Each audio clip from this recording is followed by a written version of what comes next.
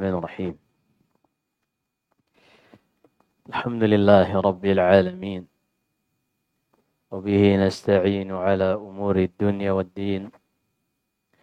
أشهد أن لا إله إلا الله وحده لا شريك له ولي الصالحين، وأشهد أن محمدا عبده ورسوله الصادق الوعد الأمين، صلوات الله وسلامه عليه وعلى آله وأصحابه أجمعين، ومن تبعهم بإحسان إلى يوم الدين.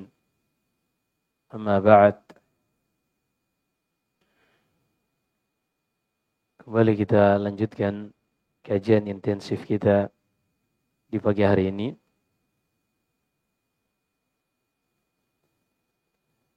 Sebagaimana biasa, ta'lim kita ini dibagi menjadi 2 sesi. Yang kita mulai dengan membahas biografi wanita-wanita yang hidup di zaman Rasulullah sallallahu alaihi wasallam, dengan harapan kita bisa mengambil pelajaran, memetik hikmah dari perjalanan hidup generasi terbaik dari umat ini. Kemudian pada sesi kedua, kita akan lanjutkan dengan pembahasan tentang rukun Islam, rukun iman. Dan alhamdulillah kita sudah selesai dari rukun Islam, dari syahadat sampai haji. Dan kita juga sudah masuk ke dalam rukun iman. Kita sudah mengambil rukun iman yang pertama, yang kedua, yang ketiga, dan kita sekarang sedang berada di rukun iman yang keempat. Kita akan bahas pada sesi kedua nanti insyaallah ta'ala. Di sesi pertama ini, wanita sahabiyah yang dipilih oleh Allah Subhanahu wa taala untuk hidup di zaman Nabi sallallahu alaihi wasallam, yang akan kita bahas adalah Khawlah bintu Hakim. Khawlah bintu Hakim radhiyallahu anha, seorang wanita yang di dalam sejarah perjalanan hidupnya memiliki peran di dalam kehidupan Rasulullah sallallahu alaihi wasallam, sebagaimana yang akan kita sebutkan nanti. Dan juga banyak dari kisah-kisah perjalanan hidup Khawlah dengan suaminya Utsman bin Maz'un yang kita bisa petik pelajaran darinya. Adapun dari sisi nama dan nasabnya, sudah ada. Dia adalah Khawlah bintu Hakim ibn Umayyah ibn Harith ibn al-Awqas ibn Murrah ibn Hilal ibn Falij ibn Tha'laba ibn Dhakwan ibn Mir'il Qais ibn Buhta atau ibn Bahta ibn Sulaim as-Sulamiyah.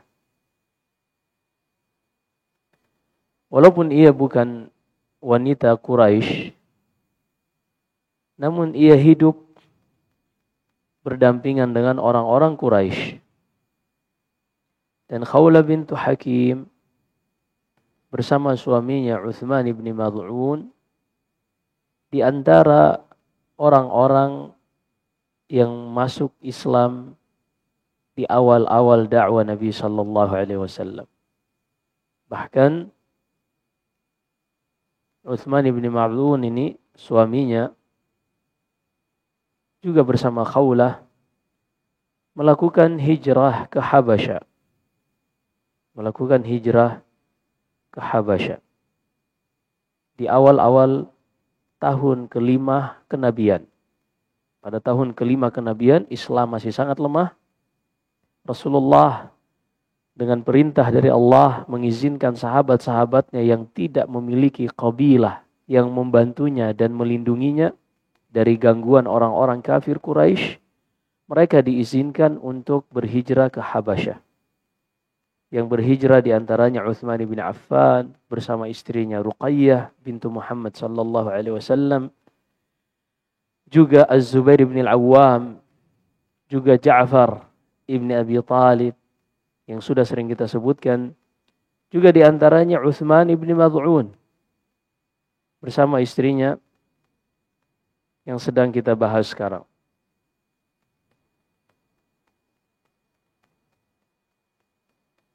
Next, Khawla bintu Hakim radhiyallahu anha, sebagaimana yang telah kita sebutkan, suaminya bernama Utsman ibn Mad'un, seorang laki-laki al-abid, ahli ibadah, yang memiliki cerita yang sangat luar biasa tentang bagaimana ia mendedikasikan hidupnya semuanya hanya untuk Allah, hanya untuk beribadah kepada Allah Subhanahu wa ta'ala. Kita akan sebutkan nanti insyaallah. Bahkan disebutkan oleh Abdullah ibn Amr ibn al-As radhiyallahu ta'ala an, "Law adhina Rasulullah sallallahu alaihi wasallam at-tabattula li Utsman ibn Mad'un lakhtasayna." Kalau seandainya Rasulullah mengizinkan Utsman ibn Mad'un untuk melakukan tabattul. Apa itu tabattul?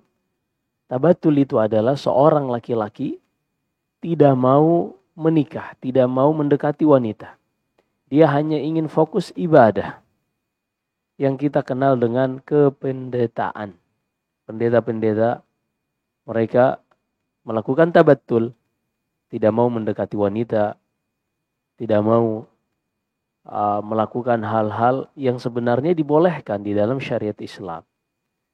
Kata Abdullah bin Amr bin al-As radhiyallahu anhuma, kalau seandainya Rasulullah mengizinkan kepada Utsman bin Mad'un, suami dari Khawla bintu Hakim ini, untuk melakukan tabattul, lakhtasayna, niscaya kami akan mengkebiri diri-diri kami.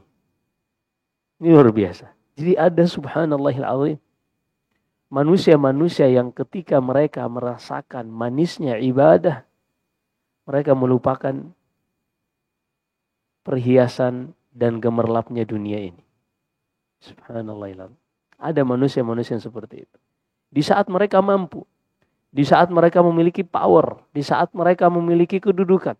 Seperti misalnya Abdullah bin Amr bin al-As.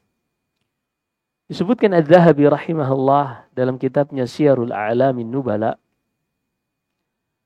Abdullah bin Amr bin al-As ini laki-laki yang sangat besar badannya.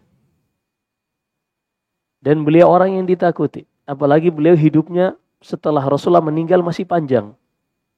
Dan beliau dikenal oleh anak dari Amr bin al-As. Amr bin al-As ini seorang yang sangat hebat pada zaman jahiliyah bersama Quraisy dan juga pada zaman Islam bersama Nabi sallallahu alaihi wasallam. Tapi semuanya itu tidak membuat Abdullah, anak dari Amr bin al-As, kemudian tertipu dan terperdaya dengan kehidupan dunia ini. Justru sebaliknya, dia merasakan manisnya ibadah sampai disebutkan dalam Sahih Bukhari dan Sahih Muslim. Abdullah bin Amr bin al-As ini dinikahkan oleh ayahnya, Amr bin al-As, dalam keadaan ia masih muda.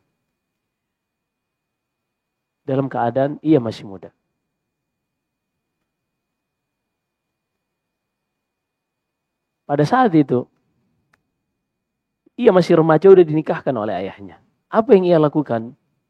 Ternyata setelah dinikahkan dengan wanita Quraisyiyah, wanita seorang Quraisy yang nasabnya baik, yang parasnya cantik, tapi ternyata tidak pernah disentuh oleh Abdullah bin Amr bin al-As.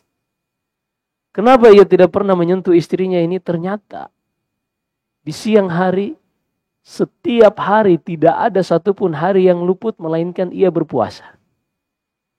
Di malam hari, ia tidak pernah tidur sedikit pun, ia habiskan dengan sholat tahajud, sholat sepanjang malam. Ini kerjaan Abdullah bin Amr bin al-As. Akhirnya istrinya tidak tersentuh. Sampailah informasi ini kepada ayahnya, Amr bin al-As. Akhirnya Amr bin al-As pun mengadukan anaknya ini kepada Rasulullah sallallahu alaihi wasallam. Dan perbedaan usia antara Amr bin al-As dengan anaknya, kata Adz-Dzahabi, hanya 14 tahun. Amr bin al-As, perbedaan usianya dengan anaknya, Abdullah bin Amr bin al-As, hanya 14 tahun. Hal ini dikarenakan pada zaman itu, menikah muda adalah peradaban di zaman itu. Sesuatu yang lumrah, bukan aib. Laki-laki maupun perempuan. Dan ini terjadi sejak zaman para nabi dan rasul. Dan kita tidak bisa menghukumi peradaban kita secara logika untuk menyatakan peradaban terdahulu yang juga sah secara logika. Tidak bisa kita menyalahkan dan menjatuhkan peradaban manusia-manusia pada zaman dahulu hanya dikarenakan mindset kita yang berbeda dengan mindset mereka.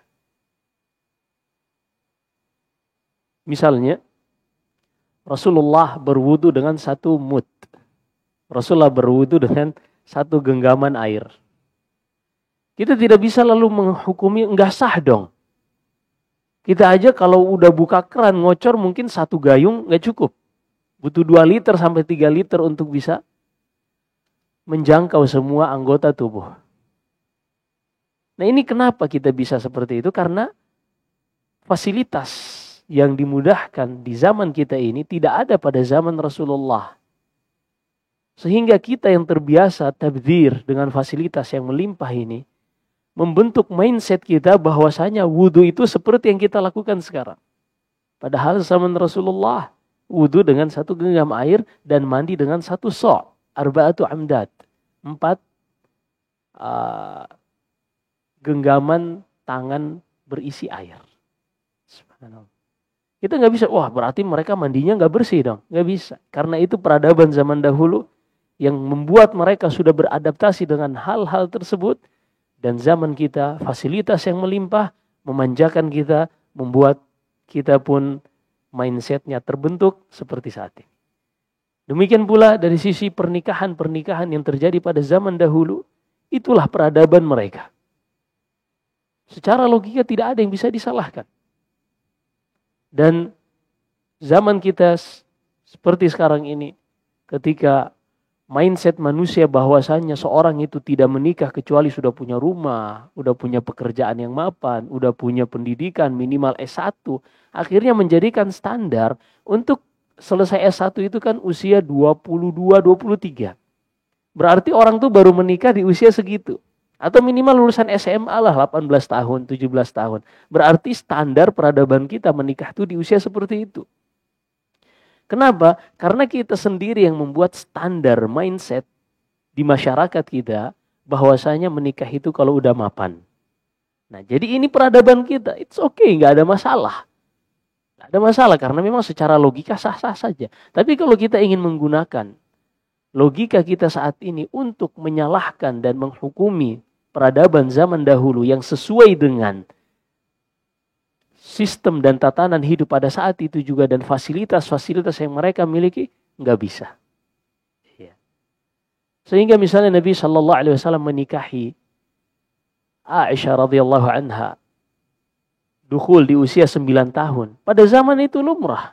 Makanya musuh-musuh Rasulullah yang selalu berusaha mencari kesalahan Rasulullah, tidak pernah mereka mendiskreditkan Rasulullah, menjatuhkan Rasulullah dikarenakan menikahnya Rasulullah dengan Aisyah radhiyallahu anha. Enggak ada satupun, baik dari kalangan bangsa Arab, Romawi maupun Persia. Karena hal itu lumrah peradaban pada zaman itu. Bahkan ketika Rasulullah menikahi Sofiyah bintu Huyai bin Al-Akhtab. Sofiyah bintu Huyai, anak dari Huyai bin Akhtab yang merupakan pemimpin Banu Nadhir Yahudi yang hidup di kota Madinah. Beliau menikahi Sofiyah ini selesai dari perang Khaybar tahun 7 Hijriah. Ternyata ketika dinikahi oleh Rasulullah, Sofiyah ini sudah menjanda dari 2 suami sebelumnya. Tahukah kita berapa usianya ketika dinikahi oleh Rasulullah? 18 tahun. Lah berarti dinikahi sebelumnya dengan dua suaminya usianya berapa? Ini Yahudi, bukan Islam. Banu Nadir yang dipimpin oleh Huyai bin Akhtab. Anaknya Sofia bintu Huyai. Berarti peradaban yang seperti ini memang pada saat itu dengan kondisi mereka, dengan suasana demografis pada zaman itu emang cocok. Emang cocok. Masyarakatnya seperti itu, hidup simpel. Nggak ada strata pendidikan yang terbentuk di masyarakat yang menjadikan kasta-kasta di antara mereka. Nggak ada. Ini kita harus pahami agar kita tidak menghukumi peradaban pada zaman dahulu dengan peradaban kita yang kita hidup saat ini. Maka Abdullah bin Amr bin Al-As, perbedaan usianya dengan ayahnya 14 tahun. Dia masih bestian kayak gini, masih kayak gini. Masya Allah. Nah intinya, Amr bin Al-As pun mengadukan anaknya ini yang tidak mau menyentuh istrinya. Kemudian setiap hari puasa sepanjang malam sholat tahajud. Ketika Rasulullah diberitahukan hal ini di dalam Sahih Bukhari dan Sahih Muslim, kata Rasulullah sallallahu alaihi wasallam mendatangi Abdullah bin Amr bin Al-As, kata beliau, "Ya Abdullah bin Amr bin Al-As, sum likulli syahrin 3 ayyam." Wahai Abdullah bin Amr bin Al-As, puasalah dalam sebulan 3 kali saja. Kata Abdullah, "Inni astati' aktsar min dzalika ya Rasul." Aku mampu untuk melakukan lebih dari itu. Kata Rasulullah, "Sum likulli jum'atin yaumai." Kalau begitu puasalah setiap pekan 2 kali, 2 hari. Kata dia, aku lebih mampu dari itu ya Rasulullah. Lalu kata Rasulullah, "Sum yauman wa aftir yauman fa innahu siyamu Daud fa innahu siyamu dahar." Wahai Abdullah, puasalah 1 hari dan berbukalah 1 hari, dan itulah puasa Daud, puasa sepanjang tahun. Perhatikan di sini bagaimana Abdullah bin Amr bin Al-As ketika merasakan manisnya ibadah. Subhanallahiladzim. Sampai gak kepikiran mau makan. Ini ada apa nih? Ini manusia-manusia yang benar-benar mengenal Allah, mengenal dirinya dan mengetahui perjalanan yang panjang, melewati tahapan-tahapan di kehidupan akhirat kelak. Yang mereka khawatir bekal mereka tidak cukup. Sehingga mereka menghabiskan waktu untuk beribadah kepada Allah. Demikian pula kata Rasulullah pada sholat malamnya, "Wahai Abdullah, tidurlah di 1/2 awal malam pertama, di sepertiganya ya, karena dari terbenam matahari sampai sholat Isya, ini kurang lebih sekitar 1/6 afwan. Kemudian dari habis Isya sampai pertengahan, tengah malam, ini sekitar 1/3. 1/3 tambah 1/6 berarti 1/2. Kemudian bangunlah di 1/2 malam, habiskan 1/3 saja. Kemudian sisanya masih ada 1/6, tidurlah agar sholat subuhnya lebih kuat. Ya. Ini diantara bimbingan Rasulullah kepada Abdullah bin Amr bin Al-As. Abdullah bin Amr bin Al-As mengatakan, kalau seandainya Rasulullah mengizinkan Uthman bin Mad'un yang ada di dalam slide kita ini, suami dari Khawlah, kalau seandainya diizinkan, boleh tabattul, boleh hanya memfokuskan diri untuk ibadah saja, niscaya kami sudah mengkebiri diri-diri kami semua. Allahu Akbar. Nah, kita untuk puasa aja kayaknya puasa Ramadan itu menyiksa banget. Seakan-akan rantai yang mengikat, membelenggu kita. Aduh, kapan Ramadan ini berakhir? Iya, cuma sebulan dalam setahun. Nah ini Abdullah bin Amr bin Al-As malah komplain. Disuruh berpuasa 3 kali dalam sebulan, gak mau dia. Harus lebih dari itu. 2 kali dalam sepekan juga gak mau. Bahkan ketika Rasulullah memberikan solusi sehari puasa, sehari berbuka, kata Abdullah bin Amr bin Al-As, aku lebih mampu, hai Rasulullah. Kata Rasulullah, enggak. Ini puasa paling maksimal. Tidak boleh seorang berpuasa setiap hari. Baik. Di antara anak dari Khawla bintu Hakim, As-Sa'ib ibn Uthman ibn Mad'un, dan juga Zainab bintu Uthman ibn Mad'un.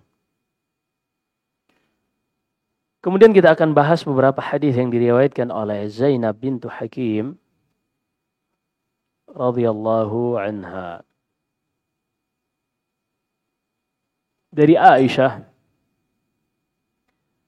ia mengatakan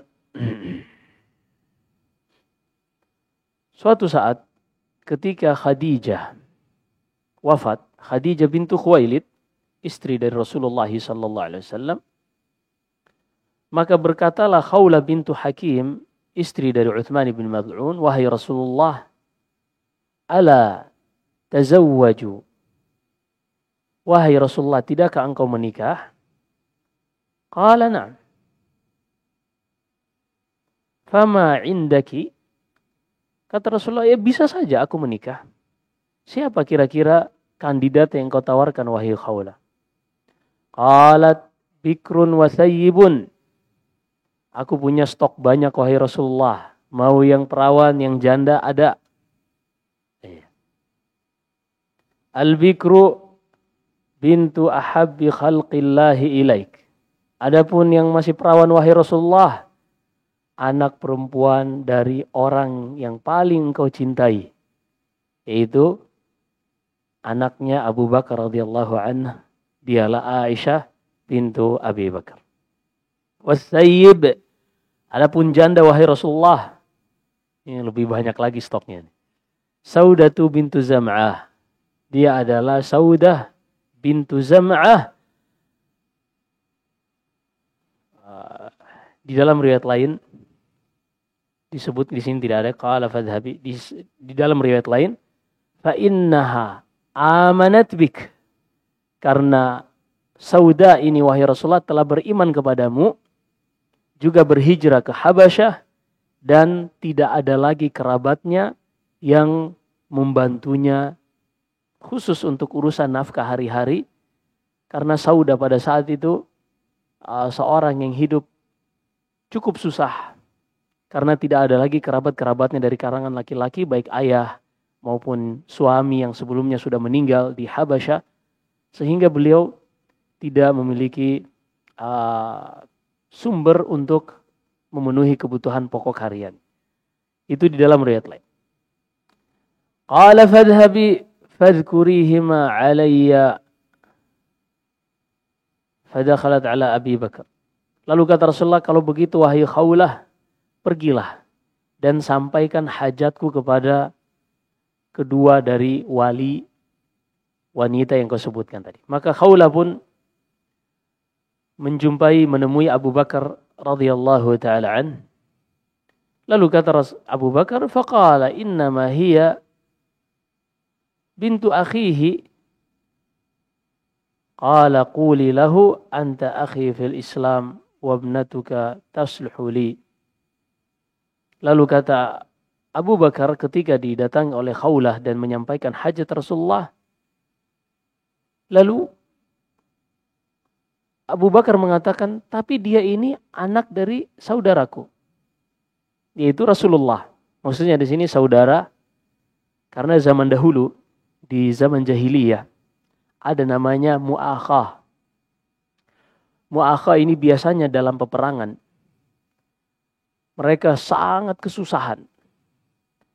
Ada dua orang biasanya yang senasib ini, mereka untuk bisa bertahan hidup lebih kuat, saling membantu, mereka menjalin hubungan mu'akhah, saling bersaudara.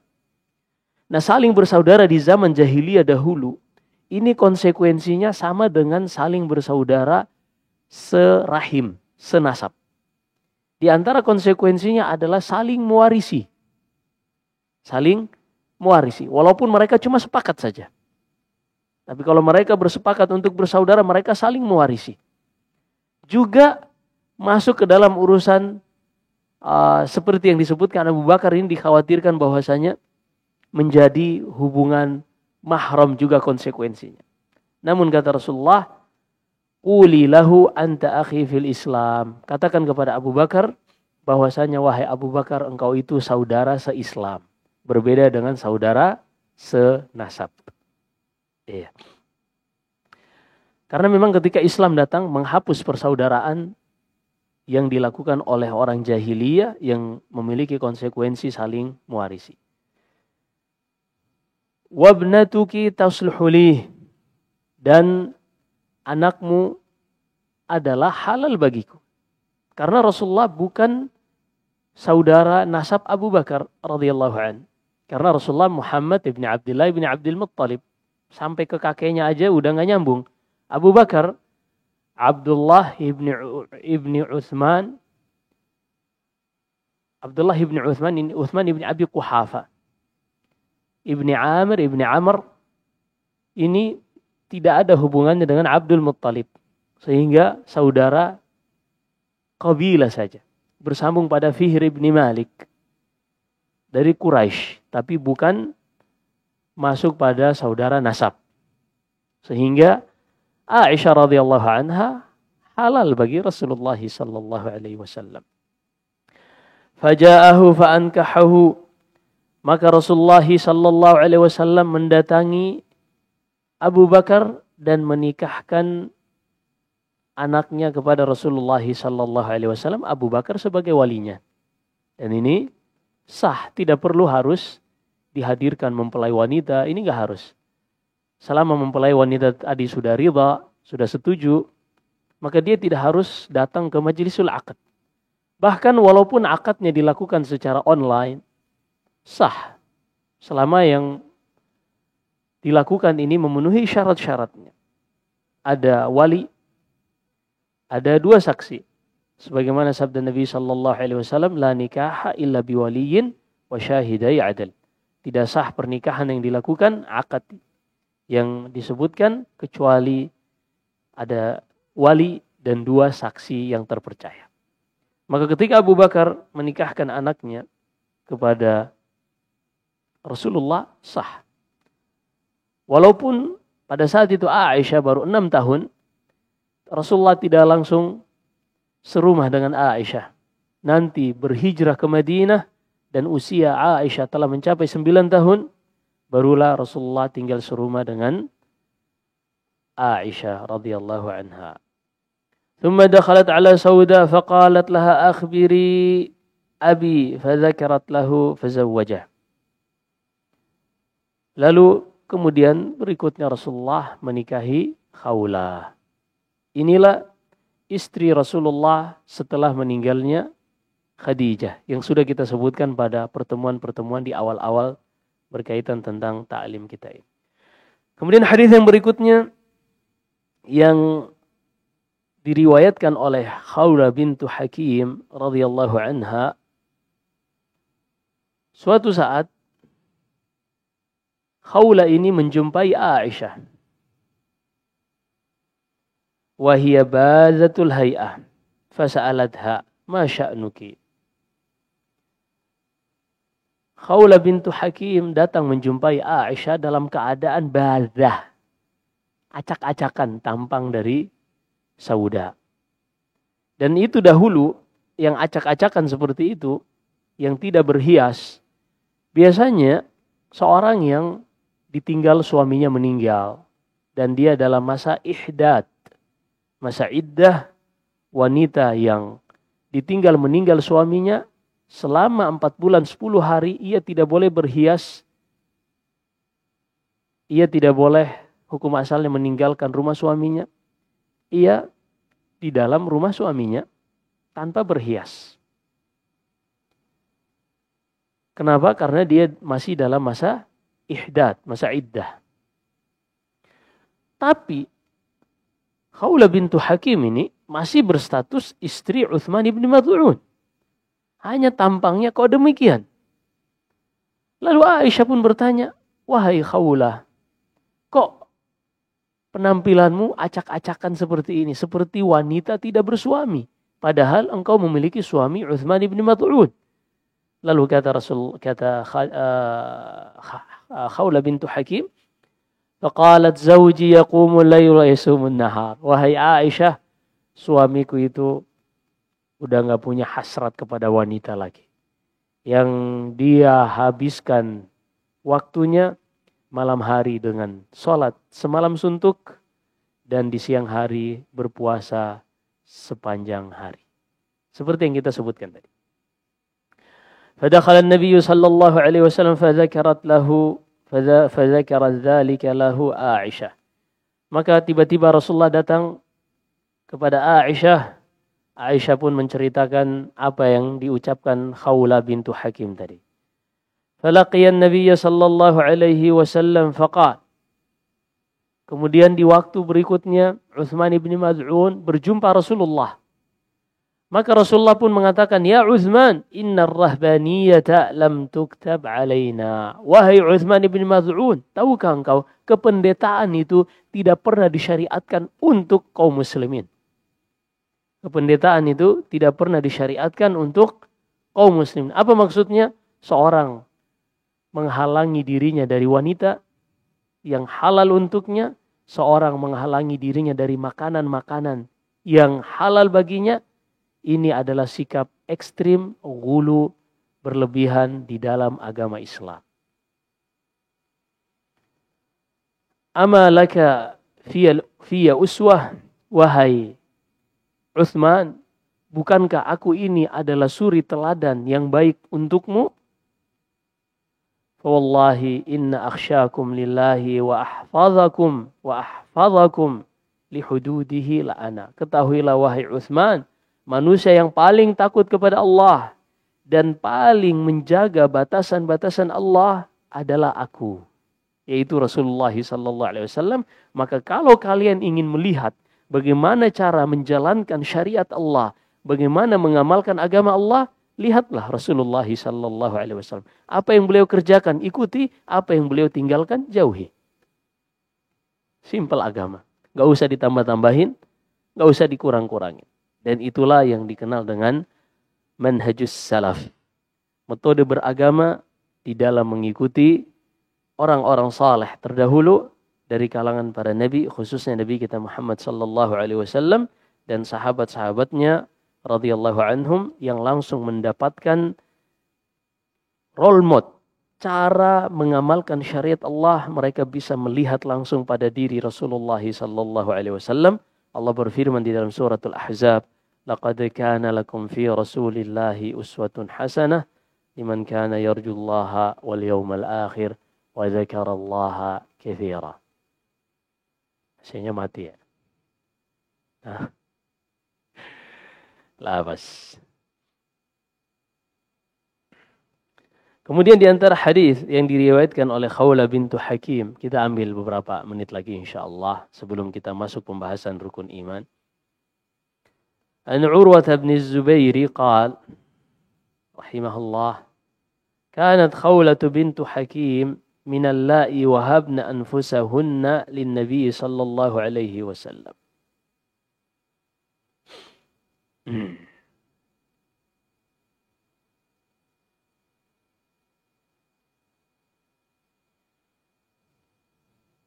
Kata Urwah, Khawla bintu Hakim adalah di antara wanita-wanita yang menawarkan dirinya kepada Rasulullah sallallahu alaihi wasallam secara hibah. Ini ada hukum khusus di dalam syariat kita yang kita bahas pada hari Jumat pada pertemuan sebelumnya di kajian Jumat sore kita, Jumat pada maghrib di masjid ini. Yaitu hukum berkaitan seorang wanita menghibahkan dirinya kepada laki-laki. Seorang wanita menghibahkan dirinya kepada laki-laki, ini Allah sebutkan di dalam Al-Quran, dalam surat Al-Ahzab. Inna ahlalna laka azwajaka allati ataita ujurahunna wa ma malakat yaminuka mimma afa'a Allahu alaika. وبنات عمك وبنات عماتك وبنات خالك وبنات خالاتك اللاتي هاجرن معك وامرأة مؤمنة إن وهبت نفسها للنبي إن أراد النبي أن يستنكحها خالصة لك من دون المؤمنين. Di antara syariat yang khusus hanya berlaku untuk Nabi, tidak untuk umatnya, adalah ketika ada seorang wanita datang menghibahkan dirinya kepada Rasulullah, maka Rasulullah boleh menerimanya dan langsung menjadi istrinya. Tanpa harus akad dengan walinya dan tanpa harus ada mahar. Kenapa? Karena Nabi Shallallahu Alaihi Wasallam adalah wali bagi seluruh orang-orang yang beriman. Bahkan beliau di atas semua kaum mukminin. Allah berfirman di awal-awal surat Al-Ahzab, "An-nabiyyu aula bil mu'minina min anfusihim." Nabi itu Shallallahu Alaihi Wasallam adalah orang yang paling utama dan paling prioritas terhadap kaum muslimin dibanding diri-diri mereka sendiri. Maka Rasulullah menjadi wali bagi seluruh orang-orang yang beriman. Dan kalau ada seorang wanita menghibahkan dirinya kepada Rasulullah, maka hal tersebut menjadi halal bagi Rasulullah. Khusus kata Allah untuk Rasulullah. Tapi Rasulullah bukan dengan syariat ini menjadi seorang yang na'udzubillah kalau diberikan kepada manusia yang lain entah apa yang terjadi. Rasulullah tidak sembarang menerima wanita. Rasulullah juga seorang yang mempertimbangkan kemampuan dari sisi manajemen agar tidak ada yang terzalimi dan seterusnya. Rasulullah pun juga memikirkan dari hal-hal yang dipikirkan oleh laki-laki. Khawla bintu Hakim pernah menawarkan dirinya, fa'arja'aha Rasulullah sallallahu alaihi wasallam. Dalam Sahih Bukhari, maka Rasulullah pun menangguhkan tidak menerima Khawla bintu Hakim. Padahal gratis. Ini Rasulullah. Dan syariat ini diturunkan kepada Rasulullah, khusus berlaku untuk Rasulullah, tapi itu adalah Rasulullah. Itu adalah Rasulullah.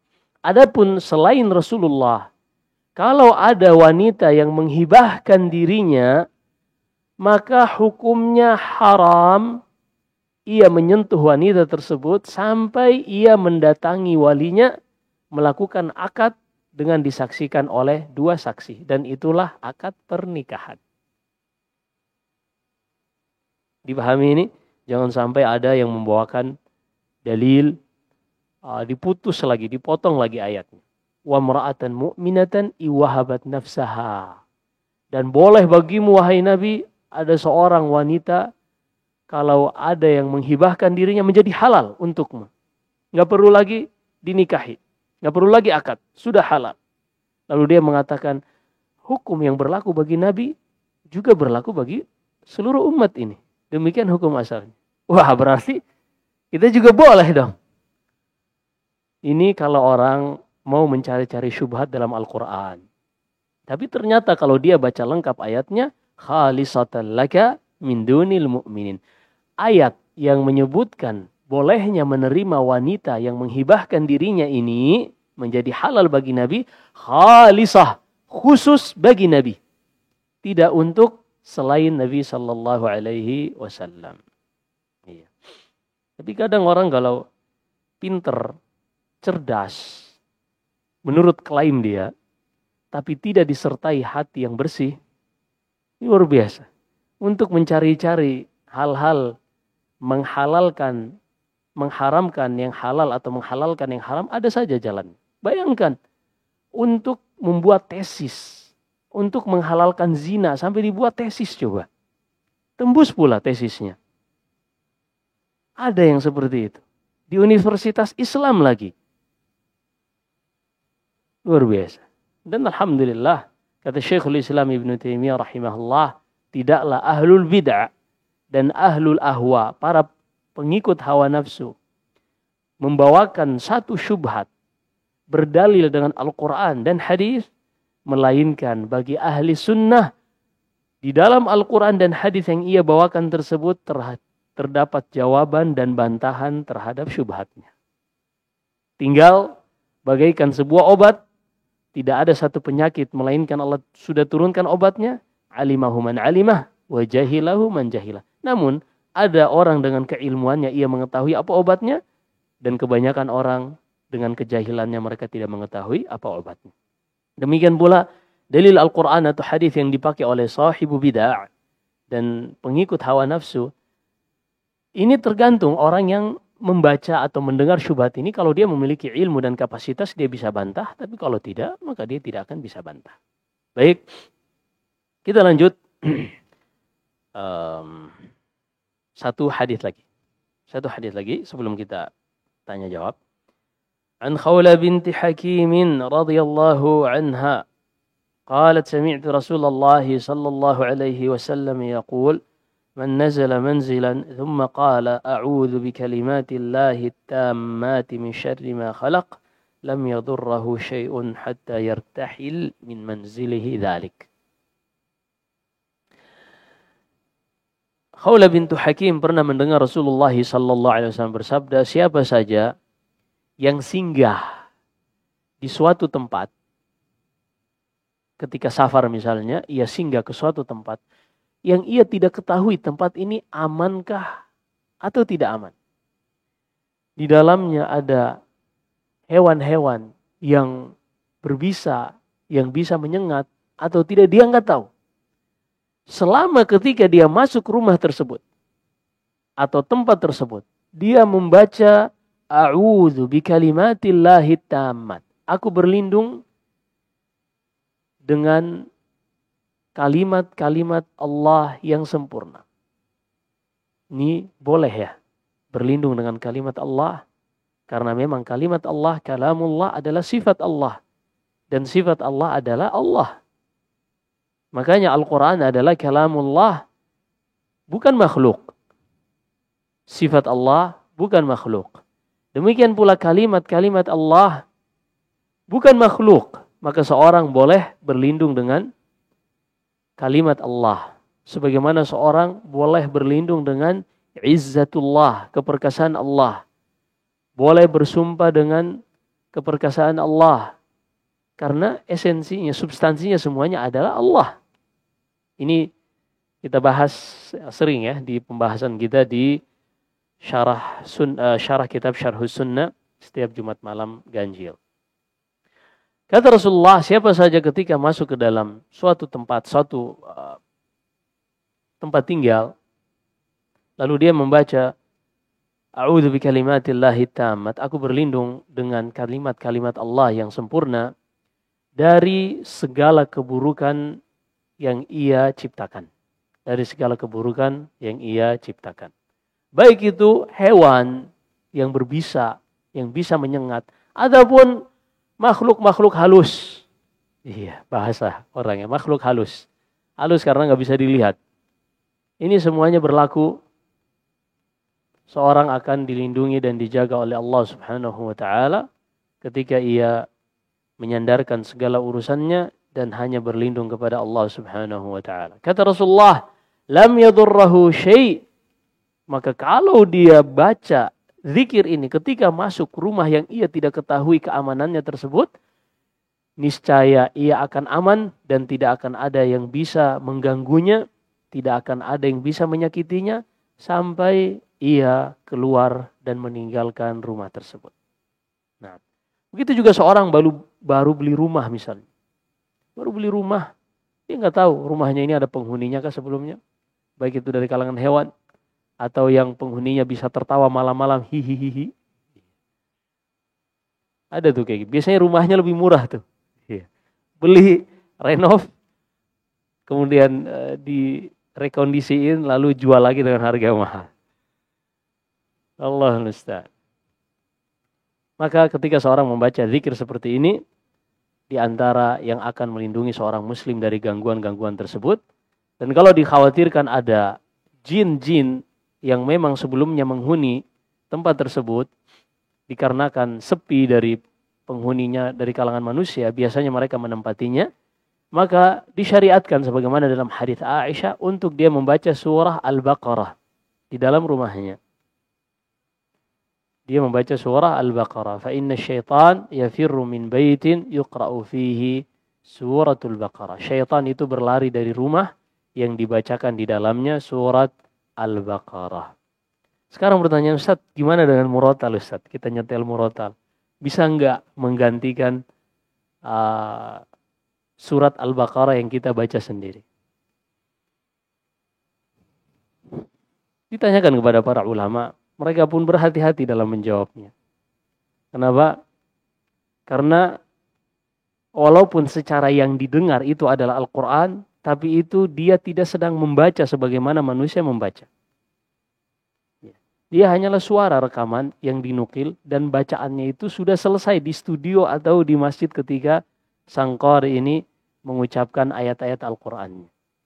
Sementara Rasulullah menganjurkan untuk membaca. Dan membaca itu di dalam makna bahasa, tidaklah seorang dikatakan membaca kecuali dia menggerakkan mulut dan lidahnya. Kecuali seorang yang uzur, baik dia dikarenakan ada ketidaksempurnaan anggota tubuh misalnya. Nah, ini lain ceritanya. Tapi secara bahasa, makna al-qiraah, membaca adalah dengan mengucapkan setiap huruf dari makhrajnya. Iya. Dan di dalam bahasa Arab ada huruf yang makhrajnya pada lisan, pada bibir, pada tenggorokan, pada al-hanak, langit-langit. Nah, ini tidaklah dia dikatakan membaca kecuali memenuhi definisi dan makna secara bahasa tadi. Maka kalau ada orang sholat, dia membaca Al-Fatihahnya, mingkem misalnya, ini nggak sah sholatnya. Nggak sah sholatnya. Dalam hadits Ubadah bin Samit, dalam Sahih Bukhari dan Sahih Muslim, Nabi SAW bersabda, La salata liman lam yaqra bifatihatil kitab. Tidak sah sholat orang yang tidak membaca Al-Fatihah. Maka di sini nasnya dia membaca. Allahumma illa, kecuali seperti yang kita sebutkan tadi, orang-orang yang memang anggota tubuhnya ada uzur, ada kekurangan dan ketidaksempurnaan. Tapi kalau seorang mampu, dia hanya bibirnya diam saja,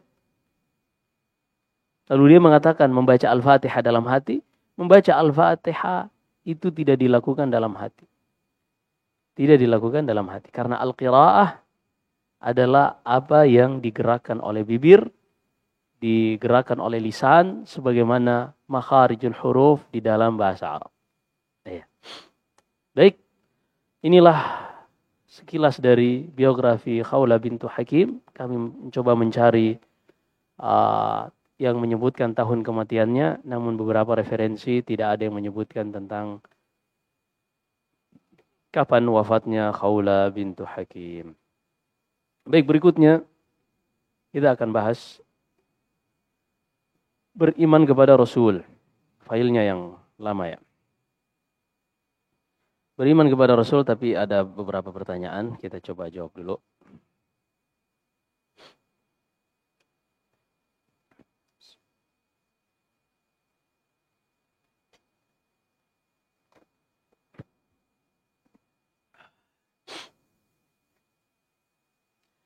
Semoga Allah memberkahi ilmu, amal, dan waktu Ustaz. Amin. Wa iyyakum. Fulana pernah mengikuti belajar bahasa Arab dasar. Qadarullah, sekarang belum bisa mengikuti belajar bahasa Arab lagi.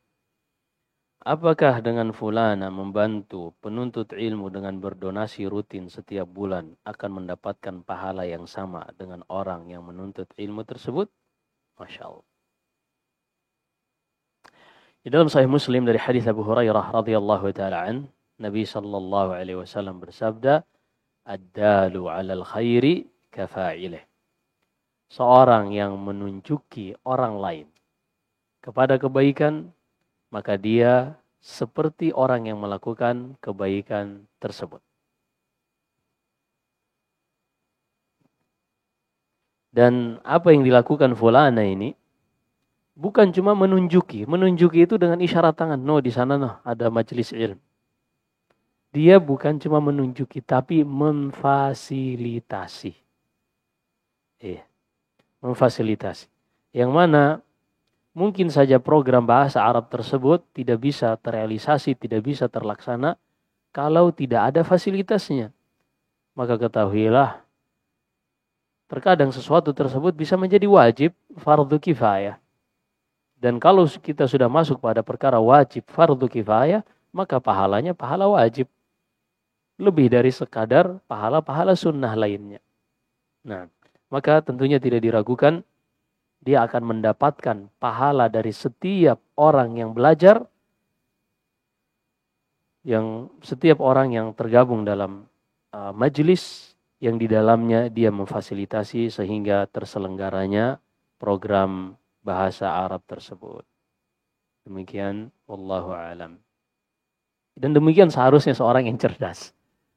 Seorang yang cerdas, mungkin dia sadar bahwasanya kapasitas otaknya sepertinya arahnya tuh bukan ke bahasa. Dia lebih ke bisnis misalnya. Dia udah nyoba, ana udah nyoba Ustaz. Ana udah belajar. Mentok.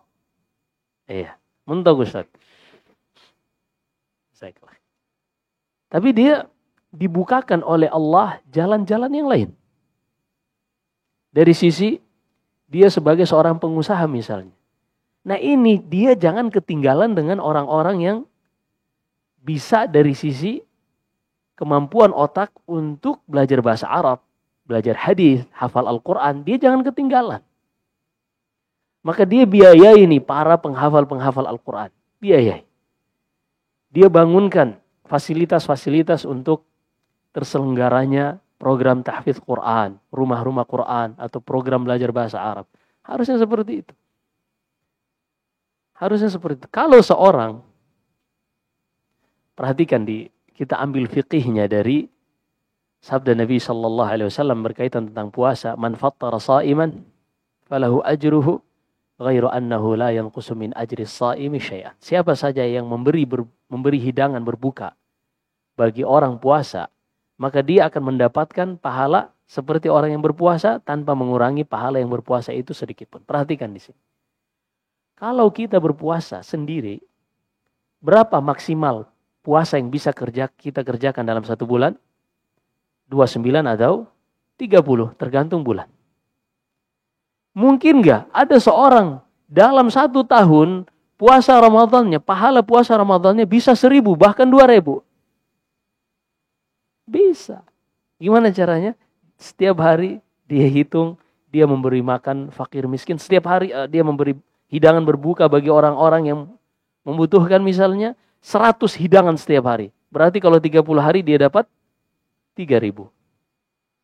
Ini kalau kita ingin hitung-hitungan dengan Allah, hitung-hitungan rugi. Ini hitung-hitungan rugi semuanya. Kenapa? Karena Allah membalas unlimited. Ini semua hitung-hitungan rugi. Makanya seorang kalau dibukakan oleh Allah dari sisi bisnis misalnya, atau dia punya ide-ide yang cerdas. Tapi untuk belajar bahasa Arab, mentok Ustaz. Ana bukan program bahasa Ustaz. Ana kalau ente tanya robotika, ana bisa Ustaz. Tapi kalau untuk urusan bahasa, nggak bisa. Maka dia cari jalan yang lain untuk bisa mendapatkan pahala. Karena memang di antara sunnatullah, Allah ciptakan manusia ini heterogen, berbeda-beda. Ternyata Allah juga jadikan surga itu pintunya bukan cuma 1. Pintu surga itu ada 8. Sebagaimana disebutkan dalam hadis Abu Hurairah dalam Sahih Bukhari dan Sahih Muslim, man anfaqa zawjaini min malihi nudiya ya Abdullah hadza khair. Siapa saja yang menginfakkan 2 bagian dari hartanya, para ulama berselisih pendapat tentang makna ini, maka dia akan dipanggil nanti dari pintu-pintu surga. Faman kana min ahli shalah nudiya min babis shalah. Siapa saja yang dia seorang ahli salat semasa hidup di dunia, maka dia akan dipanggil dari pintu salat. Siapa yang ahli puasa dipanggil dari pintu Ar-Rayyan. Siapa yang ahli jihad dipanggil dari pintu jihad. Siapa yang ahli sedekah dipanggil dari pintu sedekah atau zakat. Kata Ibnu Hajar, pasti ada pintu haji. Juga dipanggil dari pintu haji. Ahli tauhid yang tidak ada hisab dan azab bagi mereka dipanggil dari satu pintu yang bernama Bab Al-Aiman. Dan ada pintu-pintu yang lain disebutkan An-Nawawi rahimahullah dalam syarah Sahih Muslim. Sekarang kita lihat, berarti Allah yang menciptakan manusia, Allah pasti tahu apa yang ada di dalam benak yang menjadi pikiran manusia, yang menjadi insting manusia, kecenderungannya masing-masing. Allah tahu semuanya. Karena Allah yang menciptakan semua itu, maka Allah pun menjadikan masuk surga ini tidak hanya dari satu pintu saja. Karena memang manusia berbeda-beda. Hanya saja luar biasa. Abu Bakar radhiyallahu an ketika mendengarkan bahwasanya surga itu lebih dari satu pintu, dia anti mainstream cara berpikirnya. Apa kata Abu Bakar? Ya Rasulullah, ada 8 pintu masuk surga. Kalau ada orang ahli sholat, dia dipanggil dari pintu sholat. Kalau sudah masuk ahli sholat, ditutup, nggak ada lagi yang bisa masuk kecuali ahli sholat saja. Yang puasa, kalau mereka sudah masuk ditutup, nggak ada yang bisa masuk kecuali ahli puasa saja. Apa kata Abu Bakar? Wahai Rasulullah, mungkin nggak satu orang dipanggil dari semua pintu itu? Kalau kita ya Allah di emperan surga aja udah oke, nggak masalah, asal nggak di neraka. Ini Abu Bakar enggak. Mungkin nggak satu orang dipanggil dari semua pintu itu? Subhanallahiladzim. Apa kata Rasulullah? Naam fa'arju an yakuna ant. Akan ada orang yang dipanggil dari semua pintu itu. Dan aku berharap engkaulah di antaranya wahai Abu Bakar radhiyallahu anhu. Masya Allah. Demikian pula para wanita yang sholat 5 waktu, yang berpuasa di bulan Ramadan, kemudian menjaga kehormatannya dan menaati suaminya, di hari kiamat kelak, dia akan disuruh pilih. Silakan pilih mau masuk dari pintu mana saja. Ini perempuan lebih ringan masuk surganya dibanding laki-laki dalam bab ini. Assalamualaikum. Baik, demikian maka seorang ketika dia melihat potensinya bukan dari sisi pintu ilmu, ketahuilah amal investasi yang akan terus mengalir ke kuburan seseorang walaupun dia sudah meninggal bukan cuma dari sisi ilmu yang bermanfaat saja. Tapi kata Rasulullah juga ada sedekah jariyah. Sedekah yang manfaatnya terus mengalir. Demikian pula anak saleh yang mendoakan orang tuanya. Maka fastabiqul khairat. Berlomba-lombalah dalam kebaikan. Kemudian pertanyaan berikutnya. Tentang hadis keutamaan baca surat Al-Kahfi saat hari Kamis itu apa boleh langsung setelah azan maghrib? Karena maksudnya hari Jumat ya. Karena setahu saya setelah azan maghrib di hari Kamis itu adalah sudah masuk hari Jumat. Iya. Boleh saja. Walaupun hadisnya dengan semua jalur periwayatannya secara marfu tidak ada yang sahih. Tidak ada yang hasan. Semuanya dhaif. Tentang keutamaan membaca surat Al-Kahfi di hari Jumat. Siapa yang membaca Al-Kahfi di hari Jumat akan terpancar sinar antara Jumat itu dengan Jumat berikutnya. Semuanya dhaif. Tidak ada yang bisa dijadikan landasan hukum untuk mengamalkan membaca surat Al-Kahfi setiap hari Jumat. Melainkan azhar dari Abu Sa'id Al-Khudri radhiyallahu an. Abu Sa'id Al-Khudri beliau sahabat yang terus merutinkan membaca surah Al-Kahfi di hari Jumat. Dan hal-hal seperti ini di dalam ilmu hadis, ketika ada seorang sahabat melakukan sesuatu yang bukan ranah ijtihad, maka ini dihukumi marfu'. Sama dengan hukumnya kalau disandarkan kepada Nabi sallallahu alaihi wasallam. Sebagaimana yang disebutkan Al-Iraqi rahimahullah dalam kitabnya Alfiyatul Hadis At-Tabsirah Wat-Tadhkirah, kata beliau, "Wa ma ata 'an sahibin bihaitsu la yuqalu ra'yan hukmuhu ar-rafu' 'ala." Setiap ucapan atau perbuatan yang bukan ranah ijtihad di dalamnya, kalau dilakukan oleh sahabat, maka hukumnya sama dengan dilakukan oleh Nabi sallallahu alaihi wasallam. Sama seperti saya kasih contoh misalnya, ketika takbiratul id yang 7 kali dan 5 kali. Rakaat pertama 7, rakaat kedua 5. Ini tidak ada satupun riwayat dari Rasulullah beliau mengangkat tangan setiap takbir ataukah tidak mengangkat tangan. Tidak ada riwayat yang menyebutkan Rasulullah mengangkat tangan. Tidak pula Rasulullah tidak mengangkat tangan. Tidak ada. Kecuali azhar dari Abdullah ibn Umar. Abdullah ibn Umar setiap kali bertakbir baik ketika jenazah. Salat jenazah. Demikian pula ketika salat Id, beliau mengangkat tangannya. Sehingga kata Syekh Abdul Aziz bin Baz, ini fi'lu sahabah hukmuhu hukmur rafa'. Ini walaupun dilakukan oleh Abdullah bin Umar, ini bukan ranah ijtihad. Karena tata cara sholat itu tidak ada ranah ijtihad para sahabat di dalamnya. Maka para ulama mengatakan sunnahnya ketika takbiratul id, az-zaidah, demikian pula takbirat salatil janazah, seorang melakukannya sunnahnya adalah dengan mengangkat tangan. Kalaupun tidak dilakukan, hukumnya hanya sampai sunnah saja. Nah, jadi dipahami ya. Demikian pula tadi ketika membaca surat Al-Kahfi, betul hadisnya semua dhaif. Tapi ada sahabat yang mengamalkannya dan ini bukan ranah ijtihad, maka sepertinya ini hukumnya marfu'. Ia pernah melihat atau mendengar dari Nabi sallallahu alaihi wasallam. Jika seorang yang keluar dari rumahnya dengan niat untuk bunuh diri, a'udzubillah, namun di tengah jalan meninggal karena tertabrak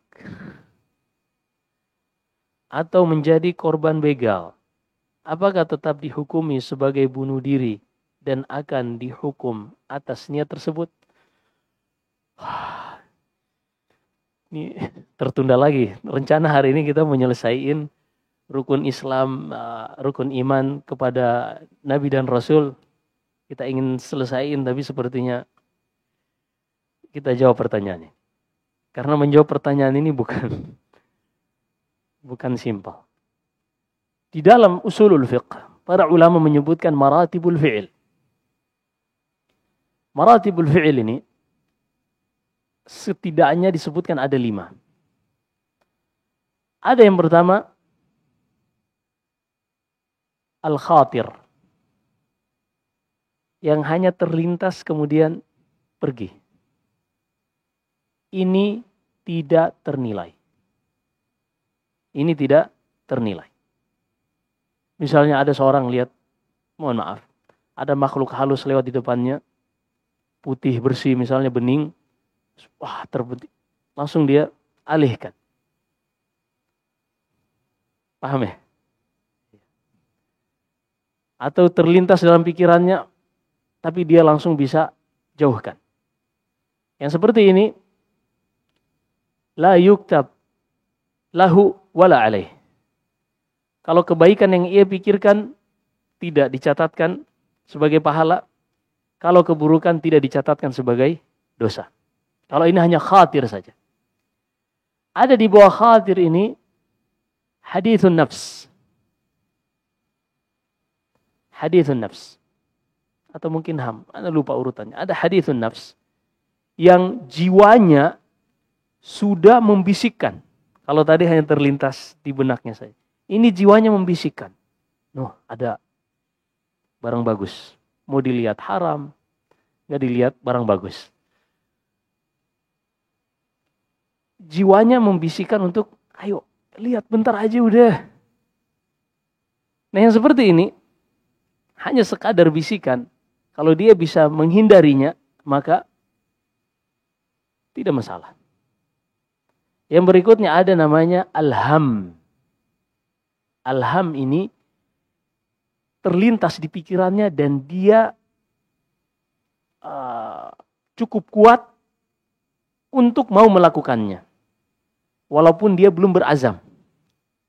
Cukup kuat untuk dia melakukannya. Terlintas, cukup kuat, hanya hilang setelah itu. Dia belum menjalani sebab-sebabnya.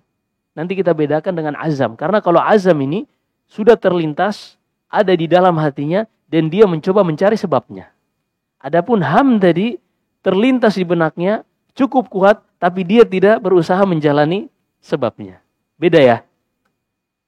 Yang ham ini yang disebutkan dalam Sahih Bukhari, man hamma bihasanatin falam ya'malha kutiba lahu indallahi hasanatun kamilah. Kata Rasulullah, siapa saja yang ham terbesit di dalam dirinya kuat untuk melakukan kebaikan, walaupun dia tidak melakukannya, maka dia mendapatkan 1 pahala. Man hamma bisayyi'ati falam ya'malha, dan kalau seorang terbesit untuk melakukan kejelekan, dosa, tapi dia tidak melakukannya, maka tidak dicatatkan baginya dosa. Tidak dicatatkan baginya dosa. Nah, yang berikutnya adalah al-azam. Dia sudah bertekad. dan dia menjalani sebabnya. Yang seperti ini, misalnya dia mau mencuri. Ada pohon mangga tetangga, rantingnya keluar pagar. Ada buahnya di situ. Dia pun lumayan tinggi, butuh lompat. Dia pun mencoba lihat kanan kiri, ada CCTV enggak. Kemudian ia dekat. Mau lompat, tiba-tiba pas udah lompat ada motor dengan lampu menyorot ke arah dia. Sudah mau petik, akhirnya tangannya dialihkan ke objek yang lain. Intinya cuma ngambil daun. Pas ditanya, mau ngapain bang? Enggak, ini ngetes ketinggian lompat. Nah yang seperti ini, walaupun dia nggak dapat mangganya, nggak berhasil mencurinya, dia sudah berdosa. Sudah dicatatkan dosa baginya. Dipahami ini? Iya. Maka kita kembali kepada kasus yang ditanyakan. Orang ini keluar dari rumahnya hingga ia tertabrak ini. Apakah ia sedang mendatangi jembatan untuk lompat dari jembatan ini bunuh diri? Sehingga kita bisa mengambil kesimpulan bahwasanya dia sedang menjalani sebab-sebab untuk menghabisi nyawanya sendiri. Atau mungkin dia sempat terbesit ingin bunuh diri. Tapi kayaknya dia ingat, wah di sebelah sana ada tuh mie Aceh baru buka, enak.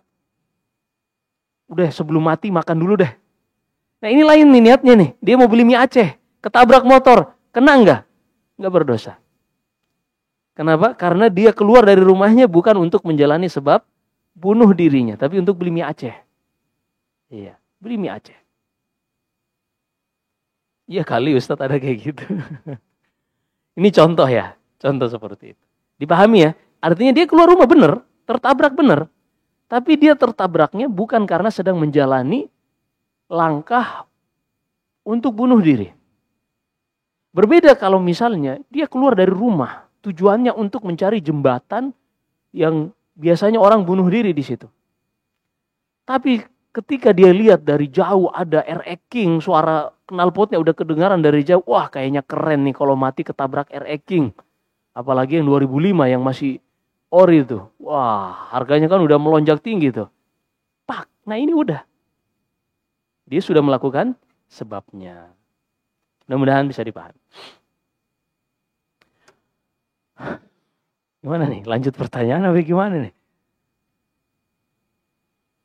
Hah? Pertanyaan? Oh materi. Baik, materi dulu ya.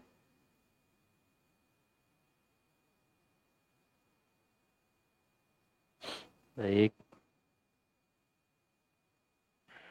Kita kembali kepada materi kita.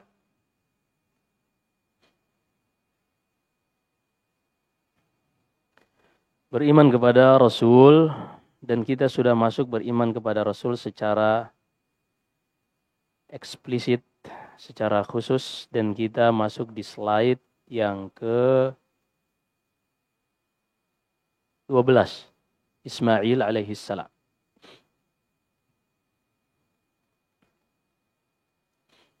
Ismail ibni Ibrahim ibni Azar, Nabi yang sering kita dengarkan kisahnya, terkhusus di bulan Dzulhijjah, ketika Idul Adha. Karena memang kisahnya yang Allah sebutkan di dalam surat As-Saffat mengenai penyembelihan, itulah Nabi Ismail alaihissalam. Walaupun orang-orang Yahud, mereka mengklaim bahwasanya yang disembelih oleh Nabi Ibrahim adalah Ishak. Dan itu ada di dekat Baitul Maqdis. Sampai sekarang mereka sebutkan tempat tersebut dengan Madbahul Ishak. Tempat dahulu Ishak disembelih. Tapi ini dibantah keras oleh Ibnu Katsir rahimahullah di dalam kitabnya Al-Bidayah wan Nihayah dan juga dalam kitabnya Tafsir. Salah satu bantahannya adalah firman Allah di dalam surat Hud berkaitan tentang 3 malaikat yang datang Yang kita sudah sebutkan 3 malaikat ini pada kisah Nabi Lut. Pertemuan sebelum. Kalau antum belum tahu, silakan lihat ada rekamannya di channel YouTube Kajian Kebayoran dan juga channel Masjid Nurul Iman Blok M Square. Dan jangan lupa subscribe. 3 malaikat ini, Jibril, Mikail, dan Israfil, datang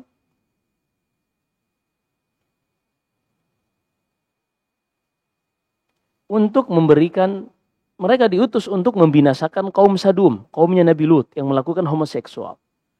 Tapi mereka singgah ke rumah Ibrahim yang ada di Palestina ketika itu. Semoga Allah melindungi saudara-saudara kita di Palestina. Untuk kemudian mereka melanjutkan ke Yordania di Laut Mati. Pada saat itu, sampai ke rumah Nabi Ibrahim,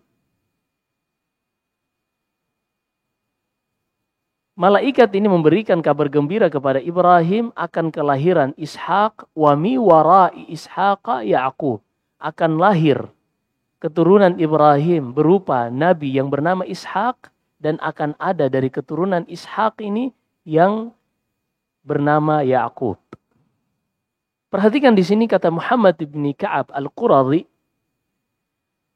kalau seandainya anak yang hampir disembelih itu adalah Ishak, maka itu tidak berarti ujian bagi Nabi Ibrahim. Tidak akan berarti ujian bagi Nabi Ibrahim. Karena anak yang dibunuh itu berusia masih sangat kecil. Falamma balagha ma'ahu sa'i. Anak yang baru bisa lari-lari kecil. Yang mana anak ini dimiliki oleh Ibrahim setelah usianya mencapai 86 tahun. 86 tahun. Kalau seandainya yang disembelih itu adalah benar-benar Ishak, tapi Allah sudah kabarkan kepada Nabi Ibrahim juga bahwasanya nanti Ishak ini akan memiliki keturunan Yakub, maka sudah dipastikan bahwasanya itu hanyalah ujian dan Allah tidak memerintahkan secara serius untuk menyembelih Ishak. Paham nggak poinnya? Kita ulangi. Jadi Allah sebutkan dalam surat Hud, 3 malaikat yang datang ke rumah Nabi Ibrahim mengatakan, memberikan kabar gembira akan kelahiran Ishak, wa mi wara'i Ishaqa Ya'qub, dan nanti akan ada keturunan dari Ishak ini Nabi yang bernama Ya'qub. Ini sudah diberitahukan kepada Nabi Ibrahim sebelum kelahiran Nabi Ishak, bahwasanya Ishak ini akan punya keturunan. Kemudian versi Yahud mereka mengatakan yang disembelih itu adalah Ishak. Kalau seandainya benar-benar Ishak yang disembelih, maka bukan ujian bagi Ibrahim. Karena ia tahu bahwasanya itu hanya perintah menjalani sebab saja, dan Allah tidak inginkan benar-benar menyembelih Nabi Ishak. Kenapa? Karena kan katanya Ishak nanti akan hidup dan punya keturunan yang bernama Yakub. Adapun kaum muslimin yang disebutkan dalam Al-Quran, di dalam surat As-Saffat dengan urutannya, maka yang disembelih adalah Ismail. Dan ketika Ismail yang disembelih, itu lebih berat ujiannya bagi Ibrahim yang Allah sebutkan setelah kisah ini. Inna hadza lahuwal bala'ul mubin. Wahai Ibrahim, ini adalah benar-benar ujian yang paling berat dan nyata. Allah sifati ujian untuk menyembelih anaknya ini kepada Ibrahim, ujian yang berat, yang nyata. Ketika ini yang disembelih Ismail, kita lihat.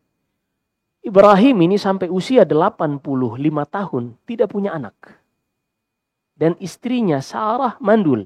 Sampai akhirnya ia diberikan hadiah oleh Namrud, berupa yang membantu Ibrahim yang bernama Hajar. Hingga akhirnya Sarah melihat Ibrahim yang tidak punya anak, ia pun menghibahkan Sarah ini kepada Ibrahim untuk dijadikan istrinya. Iya. Ini awal-awalnya. Sampai akhirnya ketika Hajar hamil, marah Sarah. Padahal dia yang ngasih. Makanya perempuan sehebat apapun terhadap suaminya, jangan coba-coba merasa, wah ana pengen nyariin calon kedua untuk suami ana. Ya awal-awal doang, nanti kalau misalnya suaminya pindah hati baru repot setelahnya. Biarkan kalau memang suaminya mau cari-cari sendiri. Iya, untuk nyari aja susah apalagi untuk manage hidup setelah menikahi istri kedua, ketiga dan seterusnya. Jadi jangan coba-coba bagi yang tidak mampu. Intinya sampai usia 85 tahun, akhirnya Ibrahim pun menikah dengan Hajar. Dengan khilaf di kalangan para ulama tentang pernikahan ini. Apakah itu surriyah ataukah dengan pernikahan dengan mahar. Lalu hamillah Hajar, seorang anak yang kemudian lahir bernama Ismail di saat Ibrahim berusia 86 tahun. Dan tidak ada anak Nabi Ibrahim sampai proses penyembelihan ini, tidak ada lagi anak selain Ismail ini. Ishak baru lahir 14 tahun setelahnya ketika usia Ibrahim genap 100 tahun. Sebutkan Ibnu Katsir dalam kitabnya Al-Bidayah wa Nihayah. Sehingga anak yang sudah dinantikan lama ini kemudian baru bisa berlari-lari kecil, disuruh untuk disembelih. Dan Nabi Ibrahim gak tahu apakah punya anak lagi setelahnya atau enggak. Kira-kira mana yang lebih berat ujiannya? Ini atau Ishak tadi? Ini lebih berat ujiannya. Maka kata Ibnu Katsir, tidak mungkin yang disembelih itu adalah Ishak dan tidak diterima khilaf dalam bab ini karena menyelisih Al-Quran. Di antaranya setelah Allah sebutkan tentang kisah penyembelihan Ismail ini dalam surat As-Saffat, setelahnya kata Allah, وَبَشَّرْنَاهُ بِغُلَامٍ وَبَشَّرْنَاهُ بِإِسْحَاقَ نَبِيًّا مِنَ الصَّالِحِينَ. Kemudian setelah peristiwa disembelihnya Ismail ini, kami pun berikan kabar gembira terbaru kepada Nabi Ibrahim akan kelahiran Ishak. Jadi Ishak ini adalah adik dari Ismail. Satu ayah, beda ibu. Satu ayah, beda ibu. Karena memang Ibrahim ini istrinya bukan cuma satu. Bukan cuma dua. Tapi 4. Superman. Iya. Superman. Kalau 3 gentleman. Kalau 2 real man. Kalau 1. Nah. No comment. Baik. Kita lanjutkan. Maka Ismail ibn Ibrahim ini terlahir di Baitul Maqdis. Ismail terlahir di Baitul Maqdis. Karena memang Ibrahim ini berhijrah dari Kufa, Babilonia, ke tujuannya Baitul Maqdis. Ke Baitul Maqdis. Waktu itu Baitul Maqdis belum ada. Karena nanti kita akan sebutkan yang membangun Baitul Maqdis sebagai kiblat salat adalah Ya'qub bin Ishaq bin Ibrahim. Ketika itu Ibrahim menempatkan kedua istrinya ini, dua mitra ini, bukan kompetitor, mitra. Karena masih damai di awal-awal. Baru setelah itu menjadi kompetitor. Setelah Hajar hamil, Sarah pun marah. Ketika melihat istrinya marah, Ibrahim ternyata nyerah juga. Nggak bisa mendamaikan, akhirnya dia harus membuat 2 pos yang saling berjauhan. Nggak tanggung-tanggung, yang satu di Mekah, yang satu di Palestina. Tapi ternyata Allah mudahkan bagi Ibrahim, seperti yang disebutkan Ibnu Katsir, untuk mengunjungi posnya ini, Allah berikan kemudahan bagi Ibrahim dengan mengendarai burak. Burak ini hewan yang dinaiki oleh Rasulullah ketika Isra dari Mekah menuju ke Baitul Maqdis. Ini disebutkan Ibnu Katsir rahimahullah. Kenapa?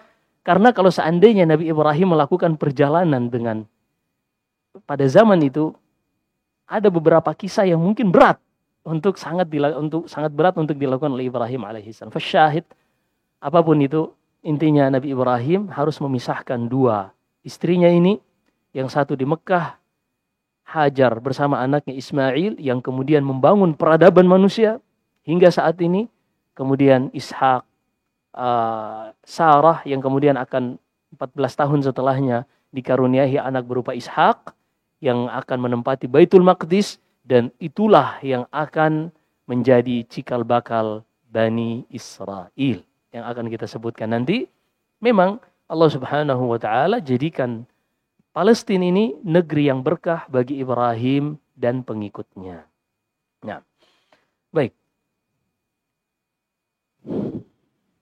Udah semua ya, kita udah sebutkan siapa itu Ismail. Kita lanjut Ishak sekarang. Ishak alaihi salam. Kita sudah sebutkan bagaimana proses ia lahir di Baitul Maqdis. Ketika itu manusia di Baitul Maqdis sangat sedikit. Sangat sedikit.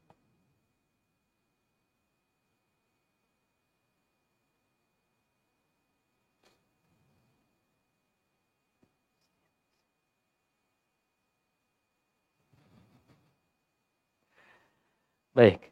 Ishak ibni Ibrahim alaihi assalam. Beliau seorang anak yang berkah, kata Allah.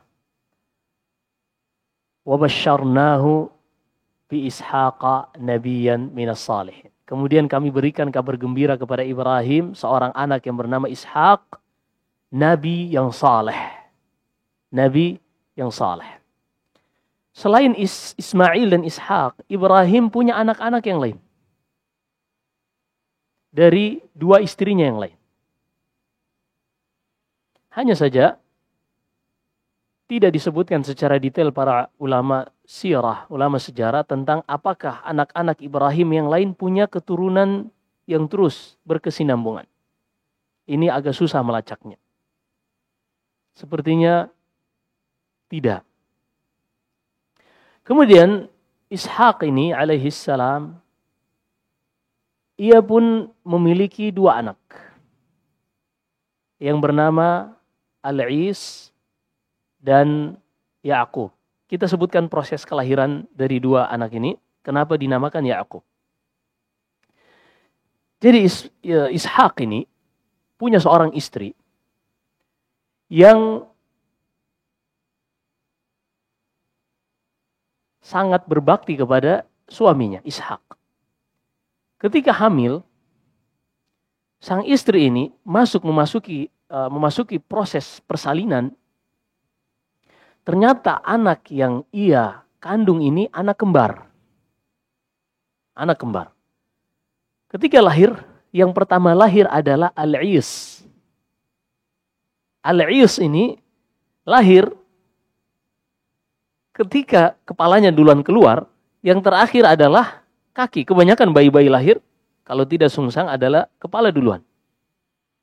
Ternyata adik kembarnya megang tumit dari kakak kembarnya ini. Memegang. Makanya disebut Aqibah, Ya'qub.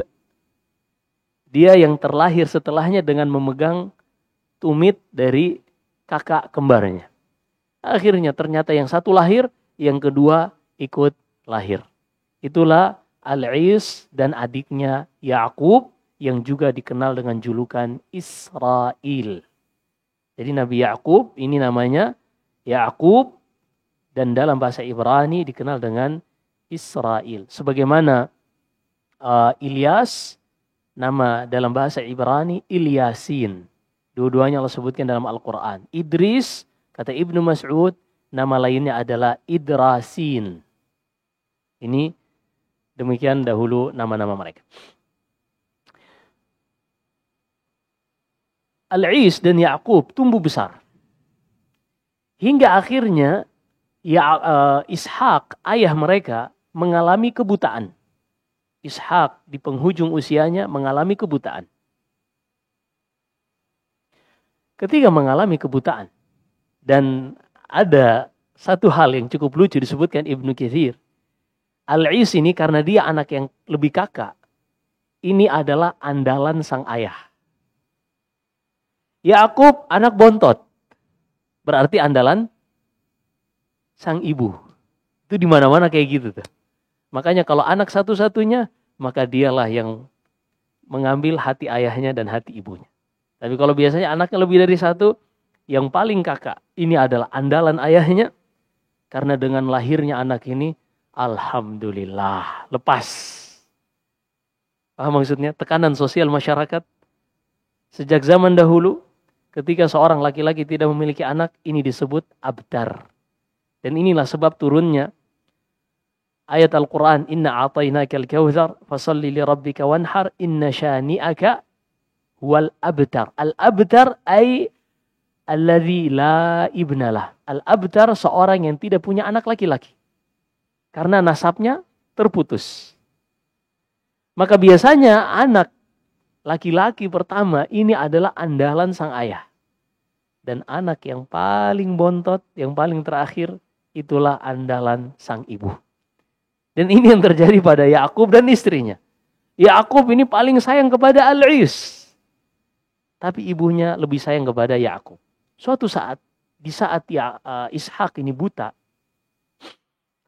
ia menginginkan makanan yang paling enak. Dan ia mengatakan kepada anaknya yang paling menjadi jagoannya. Dia pun mengatakan, wahai anakku, tolong carikan makanan yang aku sukai untuk aku makan. Nanti aku akan doakan keberkahan untukmu. Perhatikan, nanti aku akan doakan keberkahan untukmu. Dan Allah kabarkan, Ibrahim dan Ishak adalah dua nabi yang diberkahi. Artinya doa mereka mustajab. Mendengar ucapan ayahnya ini, Al-Is pun bersemangat. Berusaha mencari apa yang bisa ia berikan yang terbaik untuk ayahnya. Tapi ternyata ucapan Ishak kepada anaknya ini didengar oleh ibunya. Dengar oleh ibunya. Dan tentunya karena ibunya sayangnya kepada Yakub, ia pun langsung membocorkan ucapan Ishak ini kepada Yakub. Ayo cepat cari makanan terenak. Jangan sampai Al-Is mendahuluimu. Ayo cepat. Al-Is ini Abu Rum. Kata para ulama, Al-Is ini adalah cikal bakal bangsa Romawi dan tubuh Al-Is ini berbulu. Bukan berbulu yang aib ya. Kita kadang lihat ada orang yang Masya Allah sampai ke jari-jarinya berbulu.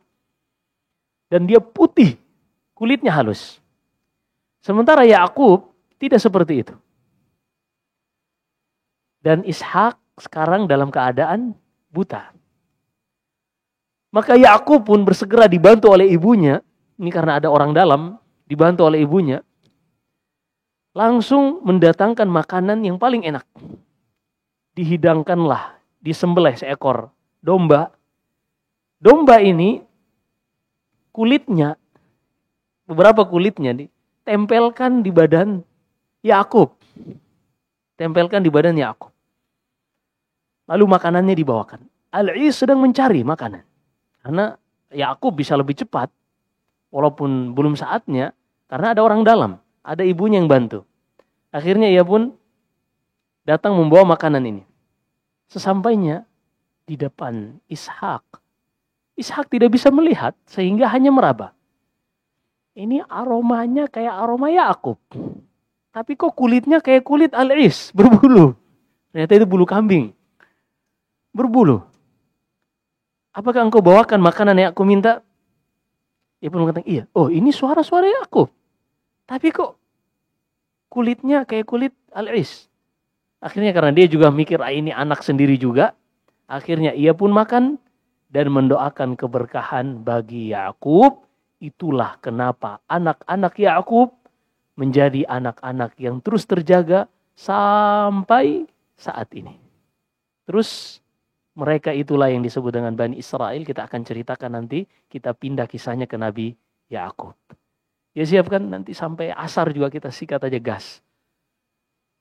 Ya, libur habis. Apa namanya? Nggak ada taklim habis zuhur. Oh ada ya jam 1 ya? Ada kayaknya. Ada.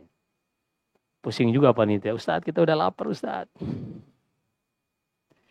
Baik. Akhirnya tidak lama setelah Yakub ini selesai, dia pun segera pergi. Datang Al-Is. Yakub pergi menunaikan hajatnya, tapi ibunya mengamati. Al-Is datang dengan membawa makanan. Loh, Ishak heran. Loh, Is, kok datang lagi? Bawa makanan lagi? Kok bisa-bisanya? Tadi kan udah. Nah, di sini pun Al-Is mulai berfirasat, oh ternyata ada yang ingin bersaing denganku. Makan pun dan didoakan. Keberkahan juga, hanya yang namanya doa pertama beda dengan doa yang kedua. Makanlah Ishak. Tapi ternyata Al-Is mengatakan, wahai Yakub, engkau akan mengetahui akibatnya dan aku akan membunuhmu. Ibunya yang orang dalam tadi mendengar hal ini langsung mencari Yakub dan menyuruhnya untuk pergi sejauh-jauhnya, pergi ke sebuah negeri. Di situ ada kakak dari ibunya ini. Kakaknya itu bernama Laban bin Bitwail. Berada di suatu tempat daerah Madian sepertinya, Madian. Pergilah ke daerah Madian ini. Pergi menuju ke pamannya, paman dari ibunya, Khal, yang bernama Laban bin Bitwail. Sebelum pergi di perjalanan, ini kita pindah ke Yakub alaihissalam. Pindah slide-nya. Pindah kisahnya ke Yakub. Ini banyak yang kita ringkas nih. Kalau kita sebutkan semuanya, 1 bulan kita duduk gini gak habis nih. Ibnu Katsir aja nulis 2 jilid hanya untuk cerita para nabi ini. 2 jilid. Akhirnya, sebelum menuju ke kampung pamannya ini, ia melewati sebuah tempat masih di Palestina. Ia duduk di batu tersebut, tertidur. Ia bermimpi indah di situ. Ketika bangun, ia pun mengatakan, ya Allah, aku bernazar kepadamu, di batu ini aku akan membangunkan rumahmu. Dan itulah nanti yang akan menjadi tempat dibangunnya Baitul Maqdis. Disitulah kata Yakub, ya Allah, aku mimpi indah di sini. Aku bertekad nanti kalau aku pulang, engkau menjagaku selamat sampai ke negeri pamanku, aku akan bangunkan rumahmu di tempat ini. Ditandailah batu tersebut. Pergilah ia ke negeri pamannya ini, Laban bin Bitwail. Sampainya ke sana, ia pun menceritakan bahwasanya ia adalah anak dari adiknya, adik dari Laban. Karena zaman dulu nggak ada ibunya nge-WA dulu tuh, bocah main tuh ke rumah tolong diterima, nggak ada dulu. Itu sangat susah waktu itu komunikasinya. Sampai akhirnya sampailah Yakub ini ke tempatnya Laban. Ia bekerja sebagai pengembala. Dan tidaklah Allah mengutus Nabi, melainkan Nabi tersebut pernah mengembala kambing. Pergilah sampai ke tempat Laban ini pamannya. Ternyata Laban ini punya 2 anak perempuan. Yang kakak namanya Lia, yang kedua namanya Rahil. Dan masing-masing dari Lia dan Rahil ini, mereka memiliki budak hadiah dari ayahnya untuk membantu masing-masing anaknya ini. Karena Laban ini seorang terhormat. Yakub pun bekerja sebagai pengembala. Tiap hari mengembala kambing-kambing milik Laban. Hingga akhirnya suatu saat, ia ingin menikahi anak pamannya ini. Tapi ternyata yang ia lihat, sang adik Rahel ini lebih menjanjikan. Lebih cantik dibanding Lia. Kata Laban, oke, nggak masalah, sebagai maharnya engkau harus bekerja selama 10 tahun. Dan ini boleh mahar berupa jasa. Nggak harus berupa harta. Ya, para jomblo ini boleh. Tapi kayaknya ini semua orang yang ngantar istrinya semua nih. Ustaz, jangan bocorin kuat-kuat. Boleh ya, mahar itu nggak harus duit. Nggak harus harta. Boleh berupa jasa. Baik itu mahar untuk istri pertama ataupun yang berikutnya. Boleh harta, boleh jasa. Kalau mampu. Nah, Laban ini mengatakan kepada Yakub, kalau engkau ingin menikahi anakku, maka engkau harus bekerja 10 tahun. Atau sekian tahun. Mengembala kambing-kambing kami. Oke. Dinikahkanlah dengan Rahel yang seharusnya. Di malam hari, Lailatul Zifaf, malam pertamanya, gelap. Kondisi waktu itu nggak ada listrik. Laban pun mengajak anaknya untuk masuk ke kamar Yakub. Gelap. Ya, malam pertama terjadi apa yang terjadi? Ternyata setelah keesokan harinya, mulai matahari terlihat, ternyata ini bukan Rahel. Ternyata ini adalah Lia, yang kakak. Komplainlah Yakub. Kok yang dikasih Lia kakaknya, kan saya mintanya, kita kesepakatannya Rahel. Apa kata Laban? Laisa min sunnatina an nuzawwijas sughra qabla al-kubra. Bukan dari kebiasaan kami menikahkan yang lebih muda kalau kakaknya masih ada. Ternyata itu sejak zaman dahulu. Iya, ada kebiasaan masyarakat kita, kakaknya nggak akan dinikah, adiknya nggak akan dinikahkan kecuali kakaknya sudah menikah. Kecuali kalau adiknya ini perempuan, kakaknya laki-laki. Ini masih oke. Tapi kalau kakaknya perempuan, adiknya perempuan, terus yang perempuan, yang adik ini lebih duluan nikah, ini di masyarakat kita bukan hal yang biasa. Ternyata itu sejak zaman dahulu. Kata Laban, bukan dari kebiasaan kami untuk menikahkan yang lebih muda sebelum yang lebih tua. Lah terus gimana dong? Saya kan maunya gini, komplain Nabi Yakub. Apa kata Laban? Ya sudah, nikahi juga adiknya kalau gitu. Tapi ingat, maharnya tambah 10 tahun lagi. Jadi 20 tahun. Dan inilah syariat Nabi Yakub sebelum diturunkannya Taurat. Apa artinya sebelum diturunkannya Taurat? Sebelum diutusnya Nabi Musa. Pada zaman Nabi Yakub halal untuk seorang laki-laki menggabungkan dalam satu rumah tangga poligami istrinya adik kakak. Allah berfirman di dalam surat Al-Imran, "Kullu ta'ami kana hillan li bani Israil illa ma harrama Israilu ala nafsihi min qabli an tunazzala at-Taurah." Dahulu semua makanan halal bagi Bani Israel, kecuali yang dianggap haram oleh Israel, yaitu Yakub. Ini luar biasa, keistimewaan yang diberikan oleh Allah bagi Yakub alaihissalam. Akhirnya, nikahlah Yakub dengan Rahel. Dan ternyata Lia ini, walaupun mungkin tidak secantik Rahel, tapi Allah berikan satu nikmat yang tidak diberikan kepada Rahel. Apa itu? Lia ini ternyata wanita yang subur. Maka lahirlah anak yang pertama yang bernama Robin. Lalu lahir anak yang berikutnya yang bernama Sam'un. Waduh, udah kalah nih 2-0 kata Rahel nih. Ia pun kesel. Tidak bisa memberikan anak kepada Yakub. Tapi ia punya budak. Maka budaknya ini dihadiahkan kepada Yakub dengan surriyah. Tidak dinikahi tapi dengan cara perbudakan. Ternyata budaknya ini melahirkan anak. Yang berikutnya ada anak-anaknya yang bisa dibaca di situ. Ada Naftali, ada Aisakir, ada Usyair atau Ashir dan seterusnya. Ada Zabalon.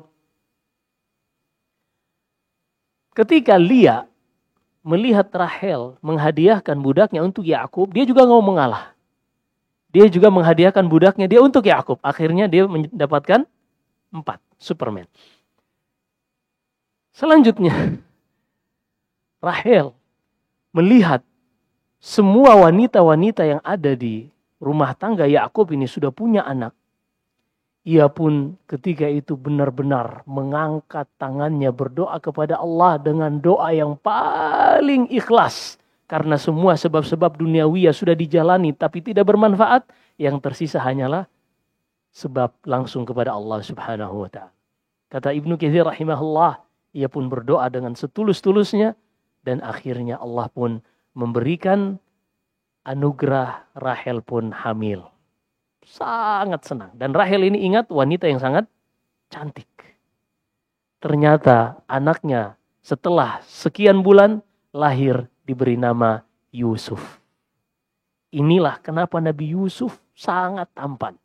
Karena memang lahir dari seorang Yakub alaihissalam dan seorang wanita Rahel yang sangat cantik. Tidak lama Rahel melahirkan Yusuf.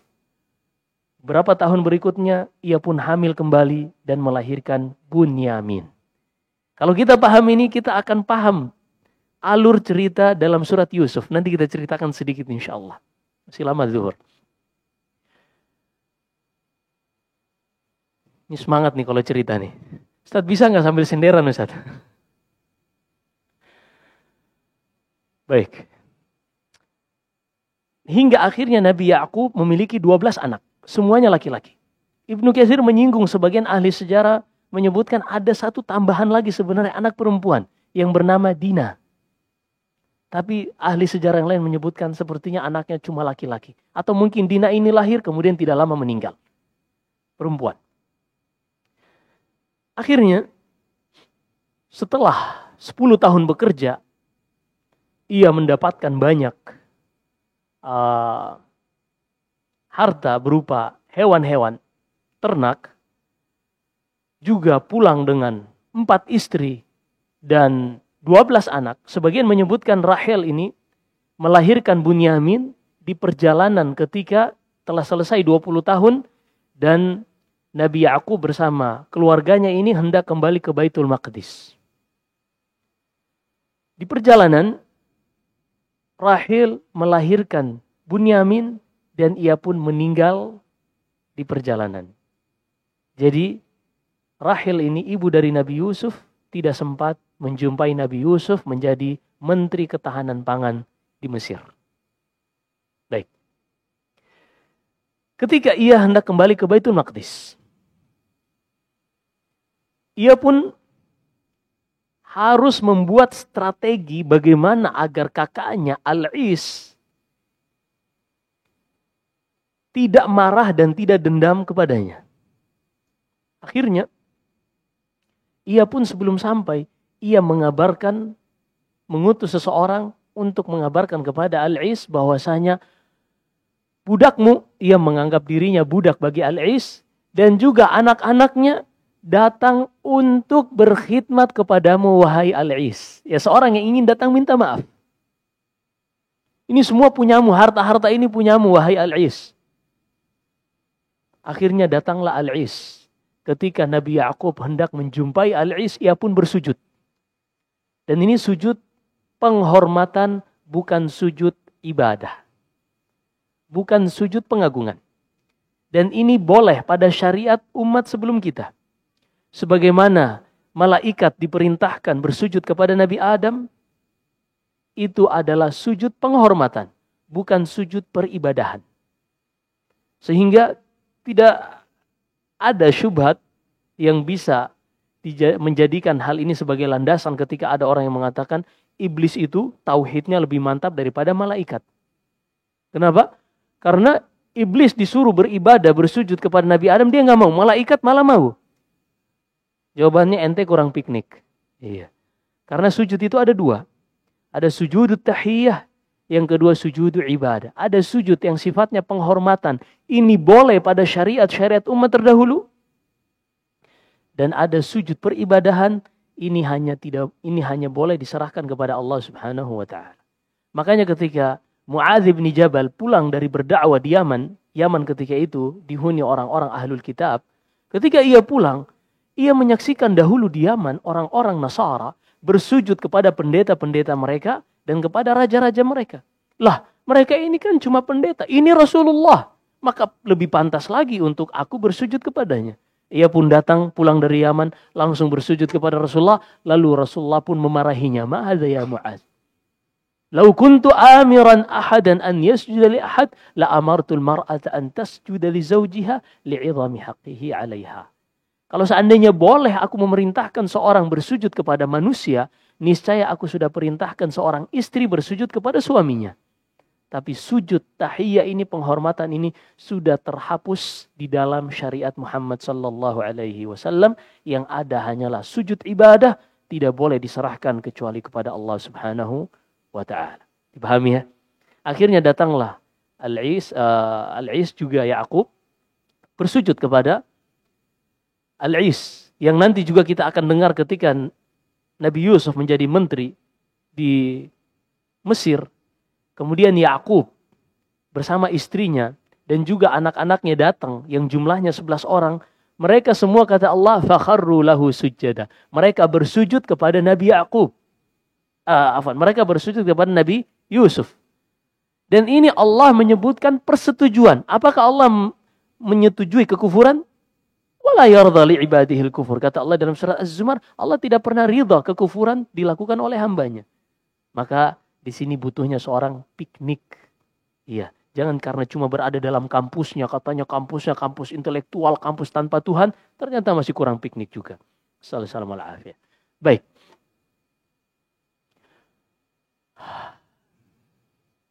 Kita lanjut. Maka pulanglah Nabi Yakub ketemu Al-Is dan dimaafkan oleh Al-Is. Tidak lama Al-Is meninggal. Kemudian kita berpindah kisahnya kepada Nabi Yusuf. Wah, Nabi Yusuf lebih panjang lagi ceritanya. Tapi waktunya udah habis. Dan ada tanya jawab. Gimana?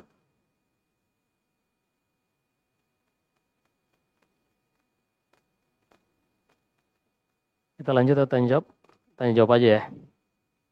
Sesuai schedule.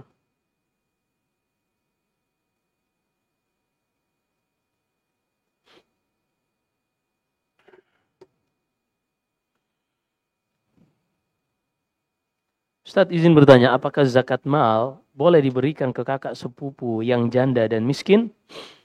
Boleh. Boleh. Dan justru lebih didahulukan. Karena sedekah kepada kerabat, dia mendapatkan 2 pahala, sedekah dan juga menyambung silaturahim. Yang tidak boleh, zakat ini diberikan kepada seorang yang ia tanggung nafkahnya. Baik anaknya maupun orang tuanya. Karena seorang anak, walaupun dia sudah besar, kemudian ada orang tuanya yang masih hidup, dan orang tuanya tidak mampu membiayai kebutuhan dasar hidupnya, maka wajib bagi sang anak ini untuk menafkahi kedua orang tuanya. Ini disebutkan ijma' oleh Ibnu Hazm rahimahullah. Berdasarkan firman Allah dalam surat Luqman, وَصَاحِبْهُمَا فِي الدُّنْيَا مَعْرُوفًا. Dan berbaktilah dengan yang terbaik kepada kedua orang tuamu di dunia. Dan bakti terbaik adalah ketika seorang anak bisa memenuhi kebutuhan pokok, kebutuhan dasar orang tuanya. Maka seorang ayah tidak boleh memberikan zakat ini kepada anaknya. Kenapa? Karena nanti balik lagi ke dia. Dia ngasih zakat kepada anaknya, anaknya bisa belanja kebutuhan pokoknya, jadi dia nggak perlu ngeluarin nafkah kepada anaknya. Seorang juga laki-laki tidak boleh memberikan zakat kepada istrinya. Karena istrinya ini seharusnya dia nafkahi, bukan dia zakati. Adapun kerabat yang lain, seperti saudara, yang tidak ada kewajiban nafkah bagi kita, saudara, om, tante, dan seterusnya yang mereka tergolong miskin. Karena zakat itu diberikan kepada 8 asnaf yang membuat mereka menerima zakat, diantaranya miskin atau fakir. Maka kalau mereka kerabat dan juga miskin, mereka yang diprioritaskan dalam kita memberikan zakat. Nah,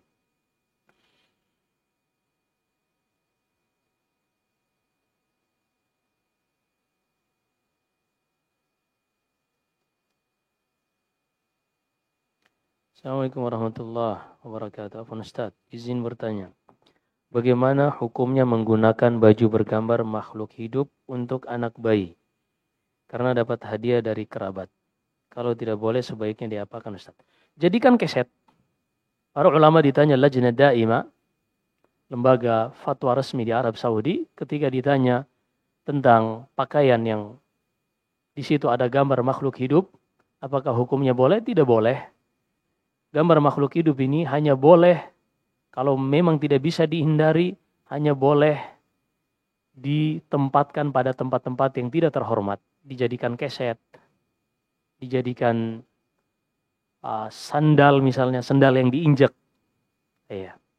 alas kaki, dan seterusnya. Itu pun kalau dia tidak bisa hindari. Karena sebenarnya seorang tuh rugi kalau dia mengenakan pakaian yang memiliki gambar makhluk bernyawa. Kenapa? Karena dalam Sahih Bukhari dan Sahih Muslim Nabi SAW bersabda, al-malaikatu la tadkhulu baitan fihi kalbun wala surah. Malaikat rahmat. Adapun malaikat maut dan malaikat azab, nggak ada penghalang. Malaikat rahmat tidak akan masuk di dalam sebuah rumah yang terdapat gambar makhluk bernyawa atau ada anjing. Ini tidak akan mendatangkan rahmat Allah Subhanahu wa taala. Apalagi dipakaikan ke bayi, ini sangat disayangkan. Intinya, gambar-gambar makhluk bernyawa ini kalau memang kita tidak bisa hindari, maka ditempatkan pada tempat-tempat yang tidak terhormat. Yang tidak terhormat.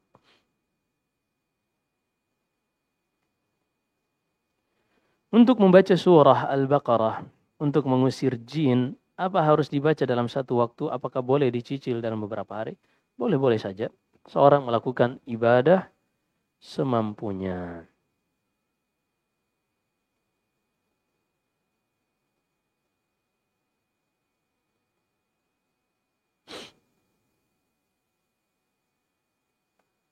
Oh ini ada pertanyaan. Ada yang ingin tanya langsung? Silakan kalau ada yang tanya langsung.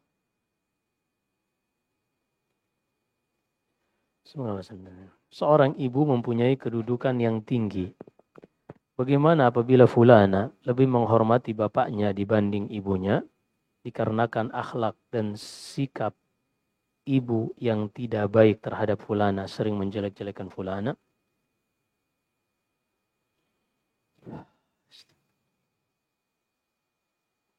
Nah, di dalam hadis Abu Hurairah radhiyallahu taala an, ia bertanya kepada Rasulullah sallallahu alaihi wasallam, "Ya Rasulullah, man ahaqqun nasi bihusni sahabati?"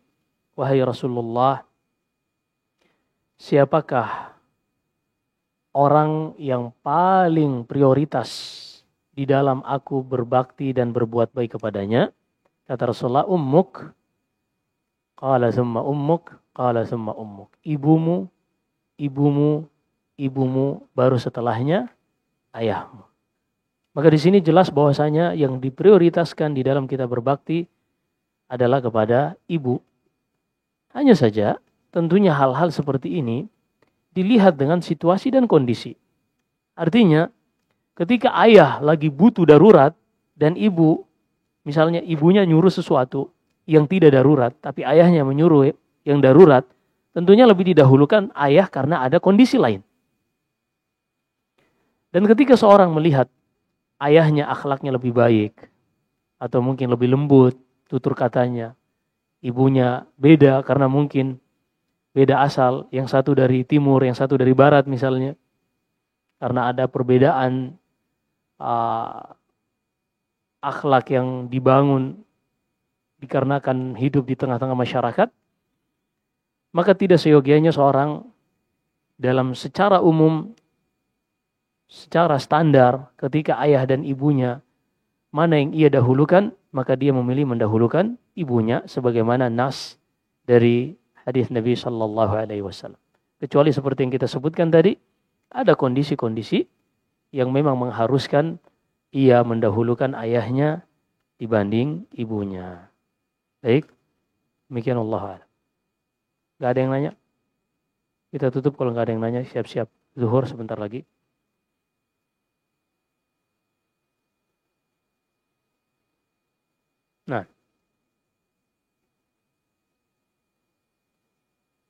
Nah, wazannya secara sarfi bisa zunairah tasghir, bisa zinnirah. Zinnirah dia masuknya ke sigat al-mubalaghah, seperti sittir. Nah, tapi Anda nggak tahu tentang zinnirah. Wallahu a'lam. Apakah dia termasuk sahabiyah yang ma'rufah, ataukah dia di antara seorang sahabiyah yang dicatatkan namanya dalam sejarah namun tidak memiliki banyak histori dalam kehidupannya. Dan Zunairah sendiri nama Islami,